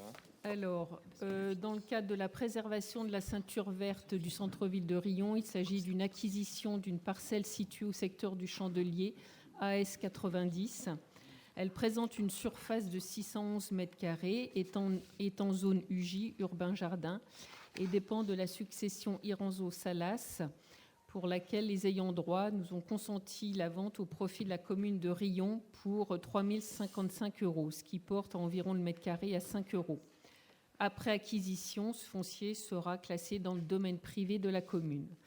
Le Conseil est invité à autoriser cette acquisition de la parcelle AS 90 pour un montant de 3 055 €, de désigner maître tissandier pour rédiger l'acte de vente, de classer ce bien dans le domaine privé de la commune et d'autoriser le maire ou son représentant à signer tous les actes en conséquence. Des remarques? Qui est contre? Qui s'abstient? Voté à l'unanimité. Merci. La question 22, on est toujours dans le secteur du Chandelier sur la même thématique, à savoir la préservation de la ceinture verte. Il s'agit d'acquérir la parcelle cadastrée AS 227 qui présente une surface de 1515 m², toujours en zone urbain-jardin, dépendant de la succession Delors. Et la vente au profit de la commune de Riom s'élève à 6 817 €, c'est-à-dire 4,50 € le mètre carré. Donc vous êtes invités à autoriser l'acquisition de cette parcelle AS 227 pour 6 817 €, de désigner maître tissandier pour rédiger l'acte de vente, de classer ce bien dans le domaine privé de la commune et d'autoriser le maire à signer tous les actes en conséquence. Des remarques? Qui est contre? Qui s'abstient? Voté à l'unanimité. Merci. Question numéro 23. 23, il s'agit d'une convention de location précaire du domaine privé communal pour la maison Pandier, l'île au Grenier, qui est conclue avec Auvergne Habitat et Nouvelle Air Promotion. Comme vous le savez, Auvergne Habitat et Nouvelle Air Promotion travaillent sur la remise en état de l'île au Grenier et ont demandé la possibilité d'utiliser, avant la signature définitive d'achat du bien, d'utiliser la maison Pandier pour l'installation de la base de vie des entreprises intervenantes, de manière à réaliser les prestations et les travaux à intervenir. Cette solution permet d'éviter l'impact lié à l'occupation de l'espace public sur la place Félix-Pérolle, que vous avez pu visiter, dont vous voyez que ce serait dommage de l'abîmer, dont le chantier de réhabilitation s'achève. Le conseil municipal est invité à approuver l'avenant numéro 1 à la convention de location précaire du domaine privé communal pour les sites de la maison Pandier, conclu avec Auvergne Habitat et Nouvelle Air Promotion. Pas de questions? Qui est contre? Qui s'abstient? Voté à l'unanimité. Merci. Pierre. La question 24 et la question 25 sont liées.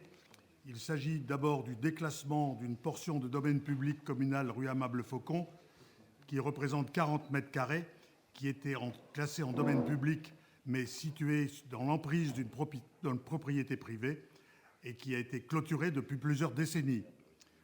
Afin de pouvoir se libérer ou la transférer aux propriétaires ou ceux qui considèrent qu'elle est leur propriété actuelle, il faut d'abord la désaffecter, la déclasser du domaine public communal Aucune réclamation n'a été reçue en mairie concernant ce déclassement possible. Le terrain est donc constaté comme désaffecté et intégré au domaine privé de la commune. Le conseil municipal est invité à constater la désaffectation et prononcer le déclassement d'une partie clôturée du domaine public d'environ 40 mètres carrés, attenant la parcelle BR 218 rue Aimable Faucon. Des remarques? Qui est contre? Qui s'abstient? Voté à l'unanimité. Et à la suite de cette désaffectation, cette portion est échangée. Il a été constaté donc que ce foncier communal de 40 mètres carrés sur Aimable Faucon, qui a été classé en domaine public, vient d'être désaffecté par la délibération que nous venons de voter. Le déclassement ayant été décidé, un échange sans soult accepté par le propriétaire de la parcelle BR 218 avec une partie de celle-ci concernée par l'alignement de la voirie, impasse Aimable Faucon, d'environ 50 mètres carrés, peut être mis en œuvre. Les frais notariés afférents à cet échange seront supportés par les deux parties à concurrence de la moitié, et le conseil municipal est invité à approuver l'échange sans soult d'une surface de 40 mètres carrés du domaine communal contre un alignement de voirie d'une surface de 50 mètres carrés de la parcelle BR 218. Des décisions importantes pour l'avenir d'Orion. Qui est contre? Qui s'abstient? Voté à l'unanimité. Merci. Question numéro 26. Rue du Clos Vert, autorisation d'occupation du domaine public au profit d'Enedis. Dans le cadre de l'amélioration de la qualité de la desserte et de l'alimentation du réseau électrique de la distribution publique, Enedis va procéder à l'enfouissement des câbles par canalisation souterraine le long de la rue du Clos Vert. Les frais auxquels ces travaux donnent lieu seront entièrement à la charge d'Enedis. La zone de chantier concerne une bande de terrain de 3 mètres de large sur 70 mètres de longueur, sous la voirie communale et sous les parcelles communales AT 267, 393 et 397. Elles sont affectées et aménagées en voirie et ses accessoires domaine public par destination sur la loi. Il est proposé de reconnaître ce classement. Les travaux prévus par Enedis nécessitent l'établissement d'une autorisation de voirie à son profit. Celle-ci prendra la forme d'un arrêté de voirie avec prescription. Cette autorisation sera soumise à une redevance de 72 €, correspondant au prix usuel d'une servitude à Enedis. Et le conseil municipal est invité à classer les parcelles AT 267, 393 et 397 dans le domaine public de la commune et autoriser l'occupation du domaine public par Enedis pour les besoins des travaux d'enfouissement des réseaux et fixer la redevance à 72 €. C'est des réseaux qui appartenaient, je ne sais plus à qui. C'était compliqué. Il y avait un contrat avec SFR. Enfin, il y avait pas mal de complications là-dessus. Je crois que ça permet de régulariser tous ces réseaux. Ce qui ne simplifie pas pour autant l'arrivée de la fibre sur notre secteur. Qui est contre? Qui s'abstient? Voté à l'unanimité. Merci. La convention après Evelyne du 19 septembre 2008. Sur les infrastructures, sur les fourreaux? Non, sur le voirie reconnu d'intérêt communautaire, avenant numéro 3 portant fin d'intérêt. Si, c'est sur les la fourreaux. place de Genouer. C'est sur les fourreaux? Non, la place de Genouer. Sur la 26, non, 27. La 27, oui, c'est sur les fourreaux. Mais on vient de la faire, c'est des fourreaux, là, la 27. C'était la 26. Ah oui, la 27, pardon. Oui, non, là, sur les fourreaux, parce que la commune a des fourreaux entre la mairie annexe et les archives municipales. Et RLV assure actuellement des travaux pour la création de la maison de la jeunesse et de l'emploi rue Pierre de Nolac. Elle a sollicité la commune aux fins de partage des infrastructures souterraines communales afin de raccorder ce nouveau site intercommunal à son propre réseau en fibre noire. Outre l'économie en génie civil qui en découlerait pour la communauté d'agglomération, la commune observe que cela limiterait le volume de travaux sur voirie à réaliser sur ce quartier-gare actuellement déjà fortement sollicité. Au vu de la longueur nécessaire à l'occupation de Rion-Limagné-Volcan et des tarifs en ce domaine, ainsi que de l'intérêt pour sa propre activité, à éviter des travaux de génie civil entre la mairie annexe et la future maison de la jeunesse et de l'emploi, un accord a été trouvé. Il est proposé de ne pas solliciter de redevance. Des remarques? Qui est contre? Qui s'abstient? Voté à l'unanimité. Alors, question numéro 28 maintenant. Non, il y a question 28, 29 et 30. Ça concerne, c'est le même sujet. Ça concerne le développement du quartier de la Gare de l'ancienne Manu. Donc je vais vous le résumer parce que c'est un peu compliqué. Donc après la désaffectation de la manufacture des tabacs en 1975, donc on remonte à loin, la commune est devenue propriétaire du foncier du quartier autour du site, la future place Eugène Rouher. En 2004, Riom Communauté a acquis les bâtiments de l'ancienne Manu et s'est lancé dans la commercialisation du site en logement. Dans le cadre de ce projet, des parkings étant nécessaires, la commune de Riom a mis à disposition le foncier en septembre 2008 à Riom Communauté. Riom Communauté avait ainsi édifié un parking souterrain et aérien, des accès et un trottoir. En février 2020, RLV a programmé la fin d'intérêt communautaire de ces biens. Dans le cadre de la cession des derniers bâtiments de l'ancienne Manu, RLV doit pouvoir disposer au préalable de l'ensemble des biens nécessaires à cette opération et notamment du parking souterrain et de ses accès en pleine propriété. Pour ce faire, l'opération doit être votée par le Conseil en 3 temps. La désaffectation et le déclassement dans le domaine privé communal, la restitution des biens à la commune et enfin la cession du parking souterrain à RLV, dans le but de le céder à l'opérateur. Demain, 9 avril, le Conseil communautaire de RLV sera amené à se prononcer sur la fin de l'intérêt communautaire du parking aérien et souterrain et l'aménagement des parcelles citées sur la délibération. Enfin, la restitution des biens à la commune de Riom a fait l'objet de calculs entre les deux collectivités et il est proposé le versement d'un fonds de concours de 442 268 € de la commune de Riom à RLV, dont les modalités seront arrêtées par le protocole qui est joint à la délibération. Ce montant a été déterminé en tenant compte des coûts d'investissement par RLV, soit un peu plus de 2 millions d'euros, déduction faite de la vétusté, de la TVA, des subventions et du prix de rachat du parking et de la voie d'accès à ce parking aux propriétaires des derniers bâtiments de l'ancienne Manu. Ainsi, Riom récupère la place Eugène Rouher, le parking aérien et le trottoir. Donc il faut voter d'abord la désaffectation et le déclassement dans le domaine privé communal qui fait l'objet de la question 28. Dans un premier temps. Qui s'abstient? Voté à l'unanimité, merci. Sur la question 29, donc après, c'est la désaffectation, le déclassement dans le domaine privé communal. Donc il faut voter. Qui est contre? Qui s'abstient? Voté à l'unanimité. Et la question numéro 30. Et enfin, c'est la cession du parking souterrain, comme je voulais détailler selon les modalités que je vous ai expliquées, qui fait l'objet de la Convention. Qui est contre? Qui s'abstient? Voté à l'unanimité, merci.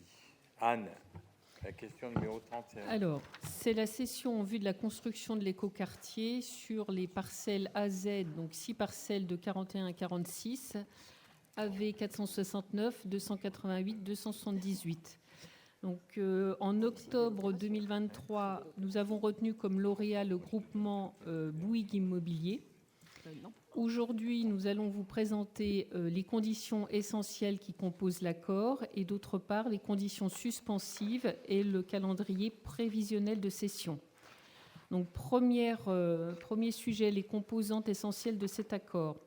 Donc, ça porte sur les fonciers en phase 1, qui sont les parcelles AZ 41, 42, 43, 44, 45, 46, pour 3 850 m² de surface de plancher. Phase 2, les 3 autres parcelles, AV 278, 288, 469, pour 3 650 m² de surface de plancher. Le programme de construction prévoit donc 50 logements sur la phase 1 et 34 logements sur la phase 2. Au regard de ces objectifs, donc le prix arrêté pour ces fonciers est de 200 000 € pour les parcelles de AZ 41 à 46, 150 000 € pour les parcelles AV 469 et 288 et 85 000 € pour la parcelle AV 278. Les services fiscaux ont évalué ces fonciers. Donc pour la première série de parcelles, les AZ 41 et 46, c'est évalué à 315 kg. Pour les deux suivantes, 469 et 288 à 125 000 €. Et pour la dernière, 278 à 126 kg. Donc la marge d'appréciation est toujours de 15%, c'est-à-dire plus ou moins 15%. Donc l'offre retenue est dans son ensemble inférieure de 23% de cette évaluation. Néanmoins, si on minore de 15% l'évaluation des services fiscaux, on est entre 8 et 9%. Donc une cession néanmoins à un prix inférieur à l'estimation des domaines peut être légale s'il y a un intérêt général local avéré et si la collectivité publique obtient des contreparties satisfaisantes.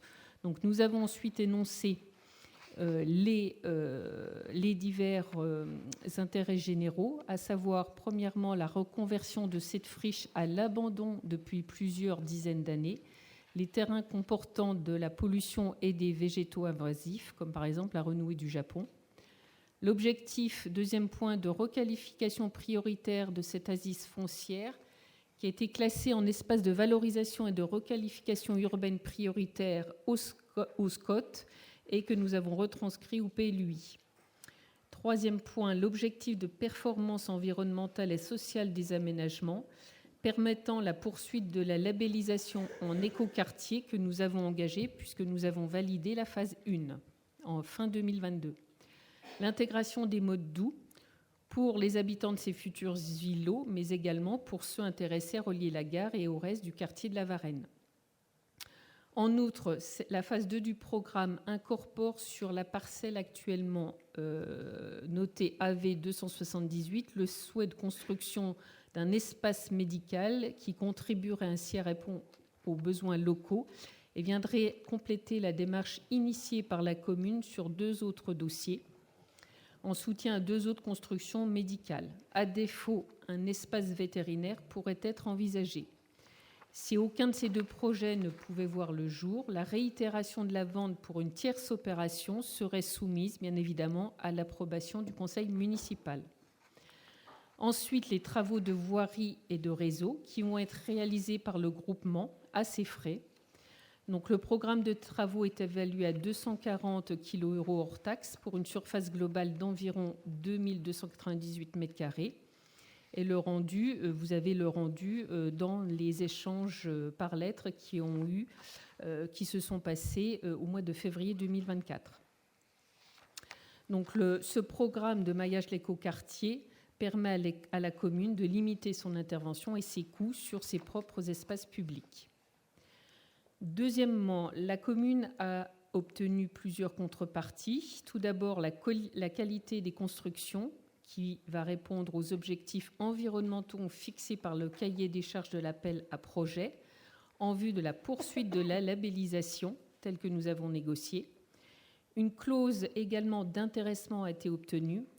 Si, en cas d'autorisation de construire pour des surfaces de plancher supérieures à celles énoncées tant sur la phase 1 que sur la phase 2, le prix de vente sera augmenté de 60 € par mètre carré au profit de la commune par surface de plancher supplémentaire. Deuxièmement, les conditions suspensives et le macro-calendrier des cessions. Donc, promesse unilatérale de vente est conclue sur l'ensemble des fonciers concernés. Les parties s'entendent sur le dépôt des demandes d'autorisation d'urbanisme dans les 6 mois de la signature de la promesse et une réitération de la vente dans les 18 mois de la signature de la promesse. Conditions suspensives quant à la pollution du site, absence de pollution au-delà d'un coût de prise en charge de 90 000 € hors taxe pour les 2 phases. Amiante, absence d'amiante au-delà d'un coût de prise en charge de 30 000 € hors taxe pour les 2 phases. Renouée, absence de traitement en décharge spécialisée. Fondation, réalisation des fondations conformément aux prescriptions de l'étude de Géotech le 9 juin 2022. Également, absence de taxe d'aménagement majorée. L'offre, il est à noter, et ça c'est important, l'offre ne prévoit aucune condition suspensive d'obtention de prêt, ni de garantie financière d'achèvement, ni de conditions de commercialisation des logements.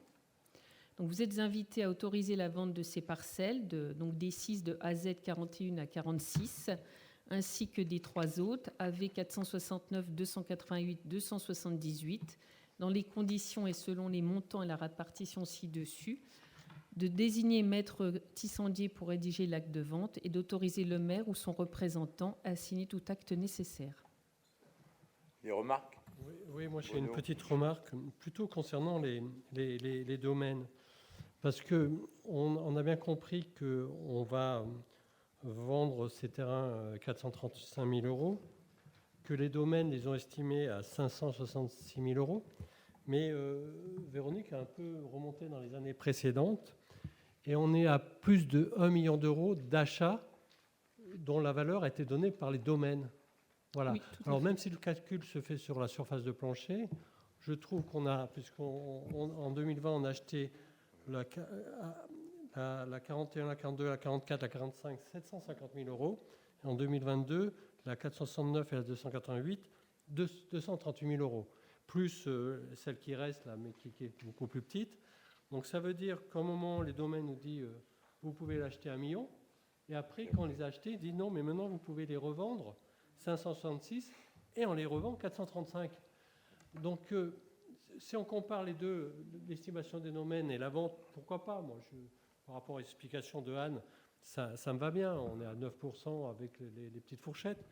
Mais par rapport à l'historique d'achat de ces terrains, bon, même si dedans, il y a eu aussi les ophtalmos qui ont fait partie de la partie, autour de 146 000 euros, je ne comprends pas les domaines. Alors, si je peux donner quelques explications, hein. Je ne fais pas partie des domaines, néanmoins, vous avez raison. On les a achetés sur préemption à l'époque à un peu plus d'1 million, donc environ 1,2 million, sur la base d'estimation de domaines.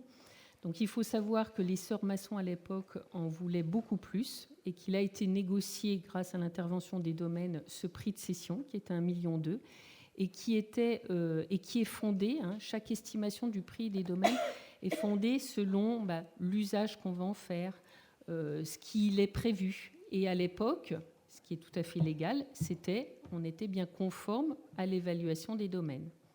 Donc il se trouve que 4 ans plus tard, on a fait réévaluer en fonction de ce que l'opérateur retenu va construire, etc. Donc tout ça, ce sont des éléments qui sont pris en compte par les domaines. Également l'inflation des prix. Donc tout ça ne joue pas en la faveur du vendeur. Et c'est en partie pour cela, mais ce ne sont pas toutes les conditions que je vous cite ne sont pas exhaustives, que les domaines nous ont évalué de manière beaucoup plus basse ces terrains. Donc il est à noter qu'environ, ils nous ont été vendus, je crois que c'est entre 65 et 68 euros le mètre carré, si on fait simple. Voilà. Et aujourd'hui, c'est 24, 25 euros le mètre carré. Tout ça, c'est parfaitement légal. Et sur la différence, donc exactement, on est à 435 000 euros. L'estimation aujourd'hui est de 566 000. Si on diminue de 15%, ça nous emmène à 485 000 euros. Donc on a un delta de 46 000 euros, donc environ entre 8 et 9%. Et c'est pour ça qu'on vous a présenté tout ce qui justifie d'accepter aujourd'hui ce prix de cession. Mais à l'époque, quand on achetait ces parcelles, on avait l'idée de faire du logement. Dessus, on n'avait pas l'idée de faire de l'industrie ou autre chose. Hein. Donc, voilà, mais même si les explications existent et tout à fait normales, et moi, je ne regarde pas la différence entre la vente et l'estimation des domaines. Je regarde entre ce qu'on a acheté et ce que le domaine nous a demandé d'acheter. Alors, même si les sœurs maçons étaient très gourmandes là-dessus, elles s'en sont bien sorties, hein, parce qu'on a acheté pour 1,2 million. Donc, moi, j'étais un peu optimiste, puisque je parlais d'1 million, c'est 1,2 million, pour ressortir maintenant à 435. Voilà. Mais je comprends les explications, mais je suis toujours très surpris. Les domaines, c'est toujours défavorable à la collectivité. Pour l'achat, on augmente le truc. Pour la vente, on diminue le coût. Ouais. C'est assez surprenant et ce n'est pas la première fois que ça nous arrive. C'est pas la première fois. On est bien d'accord. Malheureusement, de toute façon, on ne peut pas aller contre l'évaluation des domaines. Tout ça s'est effectué dans la plus parfaite légalité, que ce soit au moment de l'acquisition comme de la cession. Donc c'est vrai que c'est regrettable, mais c'est aujourd'hui la photo actualisée qu'on a de l'évaluation des domaines. Bon, le côté positif, c'est quand même, on va avoir une résorption d'une friche, et le premier écoquartier à Riom. Donc je pense qu'on peut se réjouir du futur qui nous attend sur ce coin qui sera, je pense, de très bonne qualité environnementale, sociétale. Là-dessus, on est tout à fait d'accord, qu'il manquait ce genre à la fois de produits et de projets sur le territoire de Riom. le site est tout à fait en adéquation avec ce type de projet. Même moi, si je préfère un autre projet dans le jury, le projet de Bouygues, je pense qu'il aussi apportera quelque chose de nouveau pour la ville de Riom. Donc oui, là-dessus, on est 100% d'accord. Après, c'était juste une remarque par rapport au domaine. Non, mais moi, Complètement je peux comprendre justifié. votre remarque, parce qu'on l'a vu sur d'autres dossiers, comme vous l'avez dit tout à l'heure, il y a eu d'autres dossiers où ça a été le même cas, quoi. Donc, on a du mal à comprendre pourquoi ces évaluations qui varient. Je crois que maintenant, ce qu'il faut, c'est que le dossier avance, que Bouygues attaque le plus vite possible, et que derrière, eh bien, on puisse voir arriver cet écoquartier le plus rapidement possible. Qui est contre? Qui s'abstient? Voté à l'unanimité, merci. Pierre, l'opération de travaux 2024, non, c'est pas toi?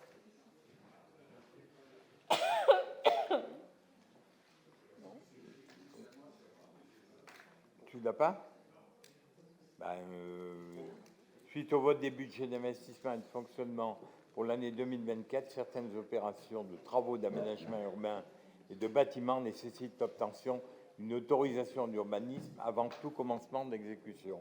Il s'agit des déclarations en établissement recevant du public, des bâtiments communaux en non-conformité, la réfection des peintures, des menuiseries extérieures des groupes scolaires Maurice Genet et René Cassin, la réparation de la poutre du plancher du deuxième étage de l'hôtel de ville, avant qu'on reçoive tout sur la tête, des réfections des toitures des vestiaires du stade Pierre-Aubin et du local de stockage extérieur au gymnase, Régis Chabert, la démolition de l'ancienne station-service route de Paris, la restauration de l'intérieur de l'église Notre-Dame du Marturé, l'aménagement de la place José-Moron, les travaux de désimperméabilisation et le réaménagement de l'avenue Archon d'Espérou. Le conseil municipal est invité à autoriser le maire ou son représentant à signer toutes les autorisations d'urbanisme nécessaires à l'exécution des projets cités par la présente délibération. Qui est contre? Qui s'abstient? Voté à l'unanimité. Merci. Anne, projet d'écoquartier, Oui. convention avec l'État et le CEREMA pour une mission d'accompagnement. Donc ça suit notre question 31, et là on est plutôt sur l'accompagnement dont peut nous faire bénéficier le CEREMA, qui est le Centre d'études et d'expertise sur les risques, l'environnement, la mobilité et l'aménagement. Donc c'est un établissement public qui est très engagé pour l'aménagement durable des territoires. Donc, dans le cadre de notre projet d'écoquartier, nous avions candidaté auprès des services de l'État en septembre 2023 et nous avons été retenus fin octobre 2023 pour bénéficier d'un accompagnement sur mesure du CEREMA en ingénierie pour la mise en œuvre et le suivi de l'opération. Donc, toutes ces modalités d'accompagnement sont formalisées au travers de la signature d'une convention donc, qui fait l'objet d'une annexe à cette délibération. Donc tripartite entre l'État, le CEREMA et la commune de Riom. Donc on a un accompagnement sur 3 ans, environ 12 jours par an, ce qui nous porte à 36 jours sur 3 ans, et l'accompagnement du projet jusqu'à l'inscription des engagements dans une traduction complète. Donc on a l'accompagnement au label écoquartier, l'indicateur, l'évaluation. Donc ça va beaucoup nous aider puisqu'on a encore quelques phases à réaliser. On a juste passé la phase 1. Le volet mobilité durable, participation citoyenne, emploi, recyclage et traitement des sols pollués et plantes invasives. Donc les modalités financières, répartition des charges, commune de Riom, c'est 20%, 7 200 € hors taxe. L'État, 40% via la convention CEREMA-DG-ALN, 14 400 €. Le CEREMA également 40%, 14 400 €. Donc un total de 36 000 € hors taxe. Et la commune paiera 7 200 € sur 3 ans. Les 2 premiers acomptes seront de 30% et le dernier, le solde, de 40% à la fin de la mission. Donc, le conseil municipal est invité à valider les modalités techniques et financières d'accompagnement du CEREMA dans le cadre de la mise en œuvre du projet d'écoquartier, d'autoriser le maire à signer la convention avec l'État et le CEREMA annexée à la présente délibération. Quelques remarques. C'est une très bonne chose d'être accompagné sur le CEREMA, sur ce genre de projet. Le CEREMA, c'est quand même, au niveau de l'État, beaucoup d'experts qui se basent beaucoup sur des expériences et du vécu. C'est-à-dire qu'il y a beaucoup de bilans d'opérations qui disent on a voulu faire ça, on pensait que c'était une bonne chose et on s'est planté, il vaut mieux faire ça comme ça. Voilà. Donc pour ceux qui s'intéressent à tout cela, il faut savoir que sur le site du CEREMA, il y a beaucoup de publications gratuites que vous pouvez télécharger et qui sont très très intéressantes. Voilà. Ma question est la suivante. Je trouve que ce projet, on en a parlé, est très bien. Il y avait un groupe de travail qui avait été créé, puis après un jury, etc., par rapport pour choisir le lauréat. Ça serait intéressant de poursuivre cette démarche de type groupe de travail pour justement aussi comprendre tout ce travail que peut nous apporter le CEREMA et puis échanger aussi avec le CEREMA pour comprendre et améliorer nos pratiques urbanistiques. Voilà. Donc ma demande, c'est est-ce qu'il y aura un groupe de travail de suivi ou un comité de pilotage, on l'appelle comme on veut, un comité de pilotage de suivi de cet écoquartier. Comme vous le faites, et on vous en remercie, vous invitez effectivement des représentants de groupes d'opposition. On continuera sur notre lancée, je dirais, du projet écoquartier. On continuera bien sûr à vous associer pour ceux qui le souhaitent. Qui est contre? Qui s'abstient? Voté à l'unanimité, merci. La question suivante, je ne vais pas reprendre tout le texte, puisque en fait c'est l'adhésion au CEREMA. Donc le conseil municipal est invité à solliciter l'adhésion de la commune d'Orion auprès du CEREMA pour une période initiale courant jusqu'au 31 décembre de la 4e année pleine d'adhésion, puis renouvelable annuellement par tacite reconduction. Régler chaque année la contribution annuelle due. Désigner Madame Anne Vélan pour représenter la commune d'Orion au titre de cette adhésion et autoriser le maire ou son représentant à signer tout document nécessaire à la mise en œuvre de cette adhésion. Donc c'est juste la régularisation de ce qu'on vous a expliqué tout à l'heure. Qui est contre? Qui s'abstient? Voté à l'unanimité, merci. La question numéro 35, c'est la participation au financement du film Haute Solitude. Donc, le réalisateur et historien du cinéma Laurent Verret, professeur à l'université Sorbonne Nouvelle, est l'auteur de nombreux ouvrages éclairant les liens entre cinéma et histoire. Actuellement, Laurent Verret réalise un film documentaire intitulé Haute Solitude autour de l'incarcération à la maison d'arrêt de Jean Zay, ministre de l'Éducation nationale et des Beaux-Arts, assassiné par la milice en juin 1944. La Chambre aux fresques, qui assure la production de ce film, l'entreprise La Chambre qui assure, a lancé une souscription pour le financement de ce projet dont le budget global est estimé à plus de 150 000 €. La participation de la commune à ce projet présente plusieurs intérêts, parmi lesquels on peut noter la possibilité de l'usage du futur film dans le projet mémoriel que comportera le réaménagement de la maison d'arrêt d'Orion et la reconstitution de la cellule de Jean Zay. La possibilité de présentation du film à différents publics comme le public scolaire, la participation de la commune au financement de ce projet serait de 2 000 € hors taxe. Le conseil municipal est invité à valider la participation au financement du projet de film Haute Solitude à hauteur de 2 000 € hors taxe, autoriser le maire ou son représentant à signer tout document en ce sens. Y a-t-il des remarques là-dessus ou pas? Alors, des remarques, après, moi je ne sais pas ce qui se fait dans le domaine, mais quand on compare 2 000 € à 250 000 €, c'est 1% du financement. Et en plus, sur la délibération suivante, on risque de leur, si ils occupent ce site plus de 15 jours, on leur va demander 300 € par jour. Voilà. Donc, je ne sais pas, le gars, peut-être on n'a pas assez d'éléments pour se prononcer ce soir. Disons, pour comprendre tout cela ce soir. Je ne sais pas si RLV ira dans le même sens aussi d'aider ce film de réalisateur. On sait que ces films sont un peu compliqués parce que ce n'est pas des films à recettes exceptionnelles. C'est un film qui est effectivement intéressant pour le territoire, y compris le RLV. Donc voilà, moi je trouvais qu'il y avait... Je trouvais que c'était peu. Je ne sais pas si c'est ce qui se fait dans le domaine, mais c'est de l'ordre de 1% où on risque de leur demander derrière d'avoir des recettes suite à la location de la maison d'arrêt. Ouais.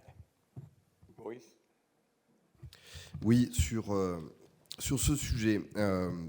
Normalement, en aide publique, le conseil régional a une compétence et donc du coup, il y a une participation Vous voyez d'ailleurs sur les bandes annonces des films avec le soutien de la région X. Donc je pense qu'il y aura un soutien de la région Auvergne-Rhône-Alpes à n'en pas douter.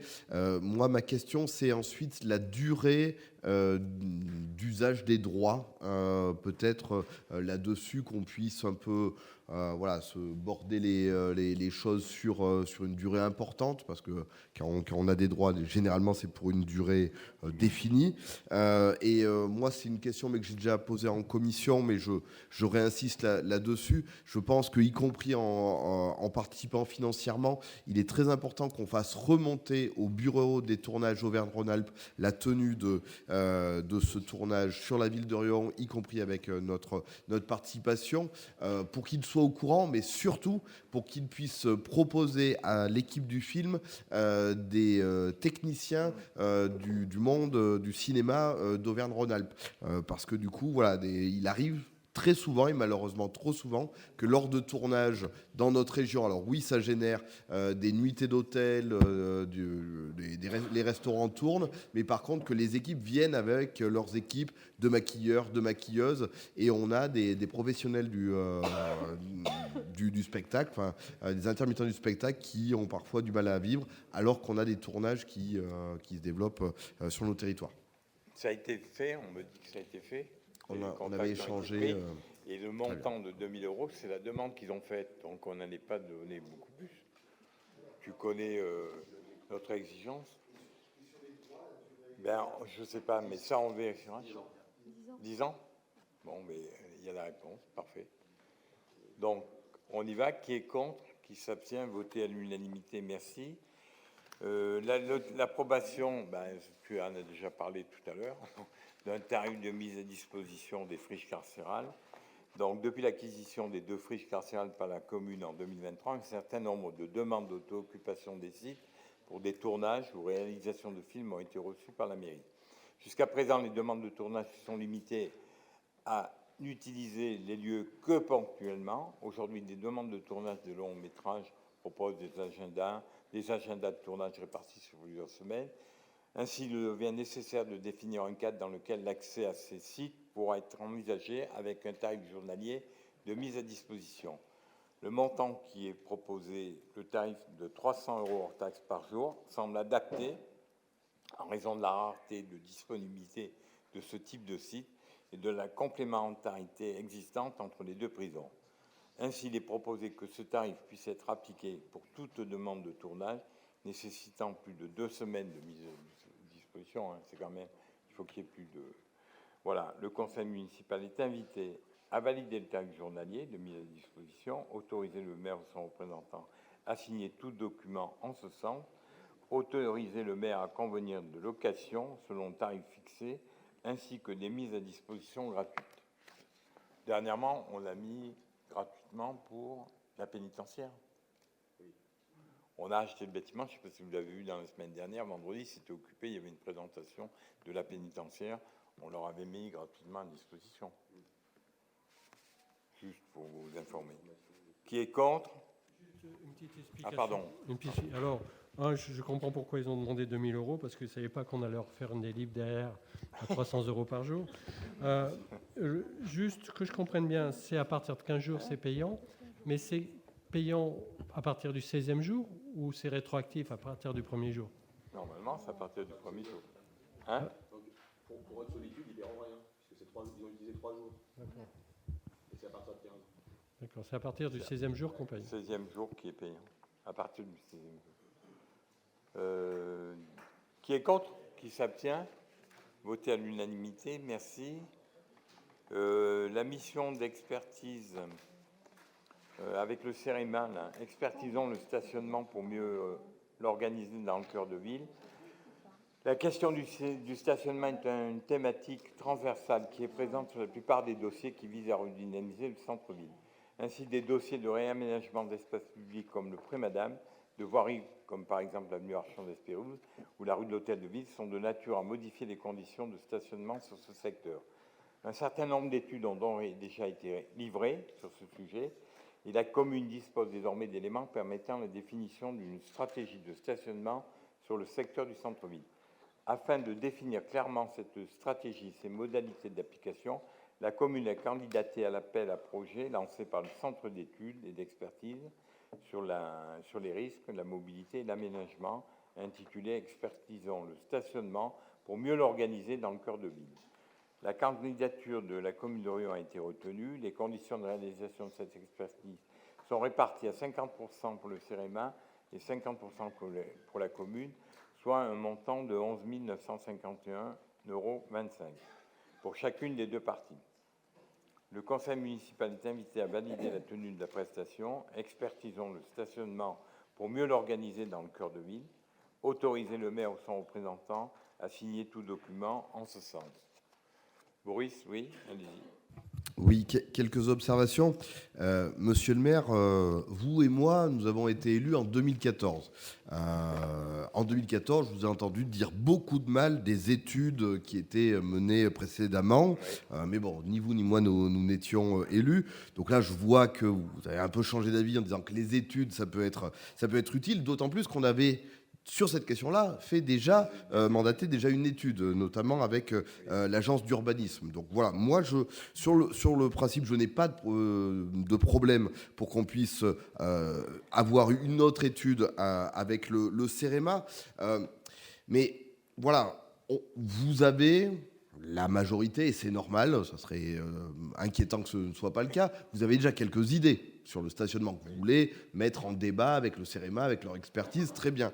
Moi, ma question, c'est du coup, comment on articule ça avec les espaces de concertation que sont Forum? Parce qu'on a eu une concertation, un forum sur la mobilité. Alors moi, je pense que quand on parle stationnement, on parle mobilité, et vice-versa. Et sinon, si on découpe les choses, c'est qu'il y a un problème. Mais à ce moment-là, lors du forum mobilité, on n'a pas forcément eu ces idées-là de débattu. Donc, en fait, c'est une question plus générale que j'ai un peu exposée au moment du compte administratif, mais c'est très intéressant, hein, ces moments d'échange forum. Hein. Il y en a un cette semaine également. Mais ma question, c'est qu'en reste-t-il à la fin? Parce qu'on a eu sur les mobilités des interventions d'un commerçant riomois, d'un professeur d'université, d'un ingénieur de l'entreprise Michelin, qui étaient les intervenants choisis. C'était très intéressant, mais du coup, cette concertation, cela débouche sur quoi?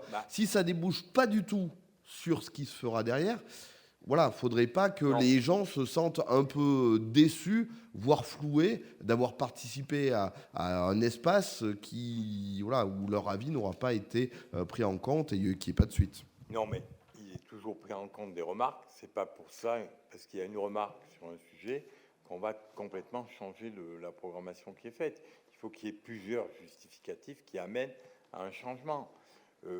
Et la première remarque que vous avez faite à juste titre, c'est que j'étais contre les études.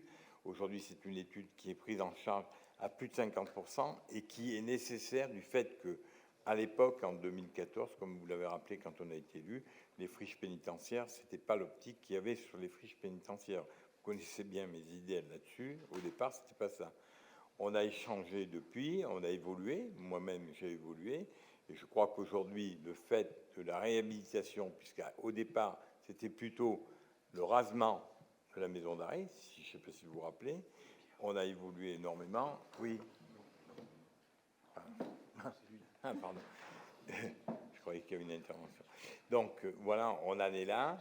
Moi, je continuerai, je vous l'ai dit, quand on s'est rencontrés vendredi, il est normal qu'il y ait des gens de l'extérieur qui participent aussi. OK. Par rapport à ce qu'a dit Boris, j'y reviens et je suis tout à fait d'accord par rapport à ça. Il faut savoir que la concertation aussi, c'est une appropriation des choses dans le futur. Donc souvent, quand on fait, effectivement, on invite des gens à participer à cela. Et quand on voit la saisine citoyenne du Grand Clermont où des citoyens viennent, c'est assez intéressant, hein, parce que des fois, ils vont plus loin que les élus. Ces élus qui leur disent, attendez, doucement, vous allez trop loin là-dessus. L'appropriation de l'usage futur est très importante si on fait une bonne participation. Deuxième chose par rapport à ça, et je le redis lorsqu'on s'est vu la semaine dernière, la possibilité aussi de suivre ce comité de pilotage, je ne sais pas comment vous l'appelez, je sais que vous réunissez en deux temps vendredi.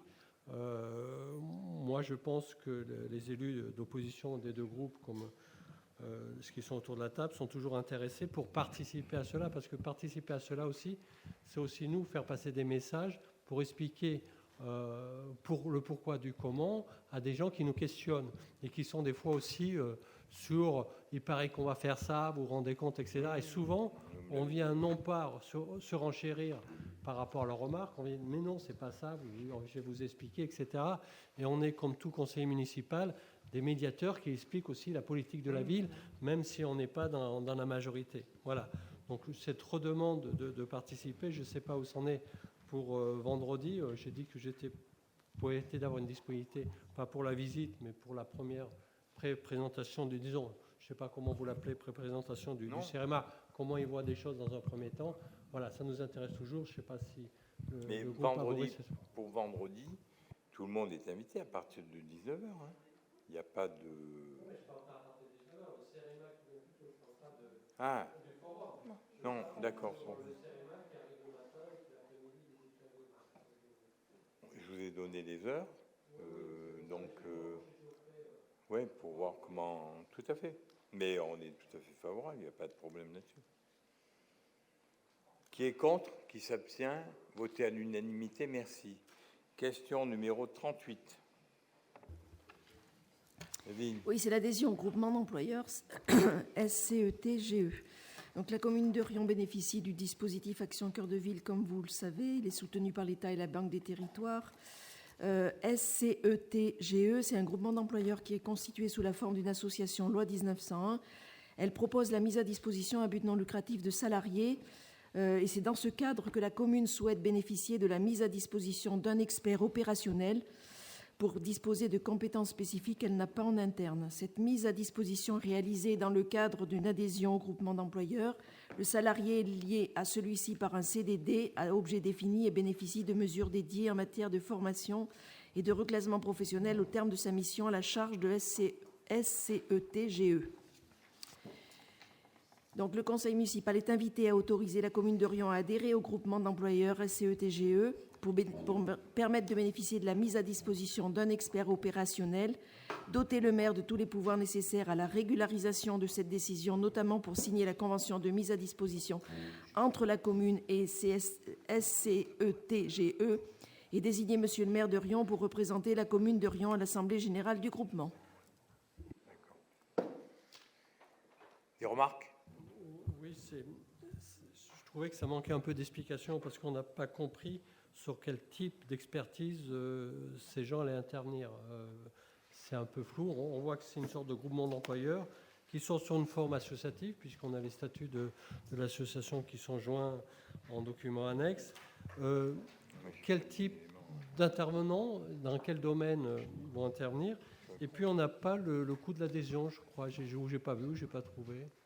Non, mais c'est dans le cadre de l'adhésion avec la Banque des Territoires, pour lequel on bénéficie de plusieurs avantages, et notamment de l'emprunt pour 2024 à 2% cette année, et aussi la mise à disposition par l'intermédiaire de ce groupe qui est une filiale de la Banque des Territoires pour pouvoir... Ah non, il n'y a pas de taux d'adhésion. Et après, ça à définir, comme je l'ai dit, par rapport aux compétences qu'on a en interne, ça à définir la mission de cette personne. Mais si on nous met à disposition un expert pour une mission en cœur de ville, autant en profiter et après le définir sur ce qui peut nous servir, ce qui peut servir à la commune. Ça coûte rien. Hein? Oui, c'est ce que je dis, la prise en charge à 100% du poste par la Banque des Territoires. On ne va pas s'en priver. Qui est contre? Qui s'abstient? Voté à l'unanimité, merci.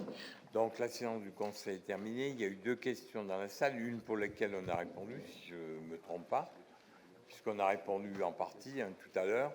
On a expliqué les budgets.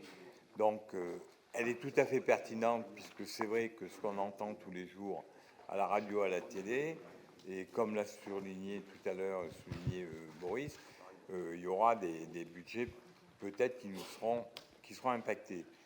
Mais je crois qu'on a fait la preuve tout à l'heure qu'on essaierait d'être très vigilant là-dessus. Oui, monsieur le maire, bonsoir. En sachant qu'il vous reste 2 ans à la mairie de Riom, ça va être peut-être un peu dur de gérer un budget pendant 2 ans. De gérer un budget pendant 2 ans, en sachant que... On y travaille. Comment ? On y arrivera, on y travaille. J'espère. Bon courage, monsieur le maire. Et bon courage à la prochaine équipe qui prendra la suite. Merci. Il y a une autre question qui avait été posée. Je vous donne la parole, allez-y. Merci. Pardon. Monsieur le maire, mesdames et messieurs les conseillers municipaux, je prends la parole aujourd'hui non seulement en tant que résident de Riom et père de 3 enfants, mais également en tant que porte-voix des préoccupations de nombreuses familles de notre communauté, pour évoquer la tarification différenciée de l'eau potable. Je sais bien que ce n'est pas votre compétence, mais n'ayant pas la parole en conseil communautaire, je la prends ici. Lors du dernier conseil communautaire, les commentaires de M. Frédéric Bonichon sur la consommation d'eau ont semblé éloignés de la réalité quotidienne des familles de notre ville.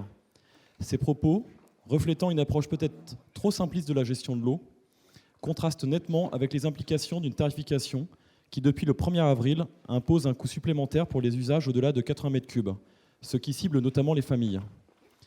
Il est essentiel de souligner que pour les familles, l'eau est primordialement destinée aux nécessités de base telles que boire, cuisiner et maintenir une hygiène appropriée, et non à des activités de loisirs comme les piscines. Ainsi, la tarification actuelle, bien qu'ayant pour but de modérer la consommation, semble manquer de nuances et de justice, frappant ceux qui, par nécessité, dépassent le seuil des 80 m3 pour répondre à leurs besoins élémentaires. Une tarification progressive, et non pas une tarification différenciée, devrait être conçue avec une sensibilité accrue aux impératifs domestiques, reflétant une compréhension profonde et humaine des besoins des citoyens, et non pas une limite arbitraire de 80 m3. Je vous demande donc, en tant que représentant élu de RLV, d'envisager une révision de la structure tarifaire de l'eau, afin qu'elle soit véritablement représentative des besoins de tous les habitants, sans exacerber injustement la charge financière sur les familles. Je vous remercie pour votre attention et remercie également les élus qui ont porté ce message lors du vote en conseil communautaire. Donc, vous l'avez dit à travers votre intervention, l'eau est de la compétence de RLV, ce qui ne nous empêche pas, bien sûr, de pouvoir échanger avec eux. Il y a d'ailleurs un forum qui est prévu fin mai pour pouvoir échanger sur le dossier de l'eau. Donc, on communiquera la date à ce moment-là. Et après, si vous voulez, on verra, on travaille avec RLV à nouveau sur les dossiers. Mais c'est un véritable problème, c'est clair. Oui, Boris, si vous voulez. Oui, merci beaucoup. Je pense qu'en effet, la question de l'eau, elle est cruciale. Alors en effet, ils s'en discutent. Le lieu pour en discuter primordialement, c'est RLV, mais en même temps, on est un certain nombre dans cette salle à être délégués communautaires, et donc on a eu ce vote avec, y compris la tarification progressive de l'eau il y a quelques semaines. Et moi, là où j'ai un petit souci, mais je le redis parce qu'on ne se l'est pas dit ensemble et qu'à RLV, je n'ai pas l'impression d'avoir été bien entendu à ce sujet-là. Première question, un souci démocratique. Un souci démocratique parce qu'il ne me semble pas, ni Pierre Pécoul, mais ni Frédéric Bonichon, en 2020, dans leur programme municipal, voire communautaire, n'avaient de proposition pour la tarification progressive de l'eau. Je le sais d'autant plus que je tirais une liste dont une des propositions était une tarification progressive sociale et écologique. Et les deux adjectifs sont très importants parce que du coup, en effet, on a une tarification progressive ou différenciée avec cette barre à 80 m3, mais on aurait pu faire autrement parce que d'autres le font. Et moi, c'était la proposition que je mettais en débat. Et d'ailleurs, je l'avais présentée ici même. M. Lamy, sous le précédent mandat, on débattait à ce sujet-là, avec une gratuité des premiers mètres cubes d'eau qui est l'eau essentielle, avec plusieurs tranches, avec l'eau utile, l'eau de confort. On a des communes, des collectivités qui ont 4 tranches. Parce que la proposition qui a été votée à RLV, elle pénalise qui ? Elle pénalise, ça a été dit, les familles nombreuses, elle pénalise les personnes seules, et elle pénalise les foyers les plus modestes. Et on voit que si on met 4 tranches, avec une gratuité des premiers mètres cubes d'eau, on répond aux personnes seules, on répond aux familles nombreuses. Il y a même à Rennes, existe le crédit aux familles nombreuses qui permet qu'il y ait une aide de 30 € à partir du 3e enfant. On a aussi l'aide financière fléchée eau et assainissement aux bénéficiaires de la CMUC, la CMU complémentaire, qui existe également à Rennes. À Dunkerque, ils ont fait autrement, mais Moi, j'ai l'impression qu'on a fait un peu du bricolage à RLV pour harmoniser. J'entends bien que c'est compliqué d'harmoniser vu le nombre de communes et l'historique différencié, mais je pense que c'est une bonne chose d'y revenir. Et s'il y a un forum sur l'eau, eh ben, c'est une bonne chose. Mais du coup, il faudra qu'on fasse remonter ces propositions à RLV pour faire évoluer le dispositif. Pardon, tout à l'heure, vous avez dit, je ne pourrais pas le présenter, ma remarque. À RLB, pourquoi vous ne pourriez pas la présenter? Je ne sais pas, la dernière fois, il a posé la question. Il me semble que la dernière réunion du Conseil communautaire, il a posé la question. Frédéric? Non, mais il me semble bien qu'il a donné la parole à la salle de la dernière réunion. Mais je ne veux pas. Bon, mais ok, nous on a votre remarque et vous avez raison de la faire ici. C'est le lieu où il faut la faire. On tiendra compte de votre remarque. On travaille déjà. Il y a une commission qui a travaillé depuis des années. Comme vous l'avez dit hein, tout à l'heure, c'est pas aussi facile que ça de trouver un système qui soit cohérent pour tout le monde. Mais on va remonter l'information auprès du président. Voilà. Ce que je voulais vous souhaiter à tous, c'est une bonne soirée.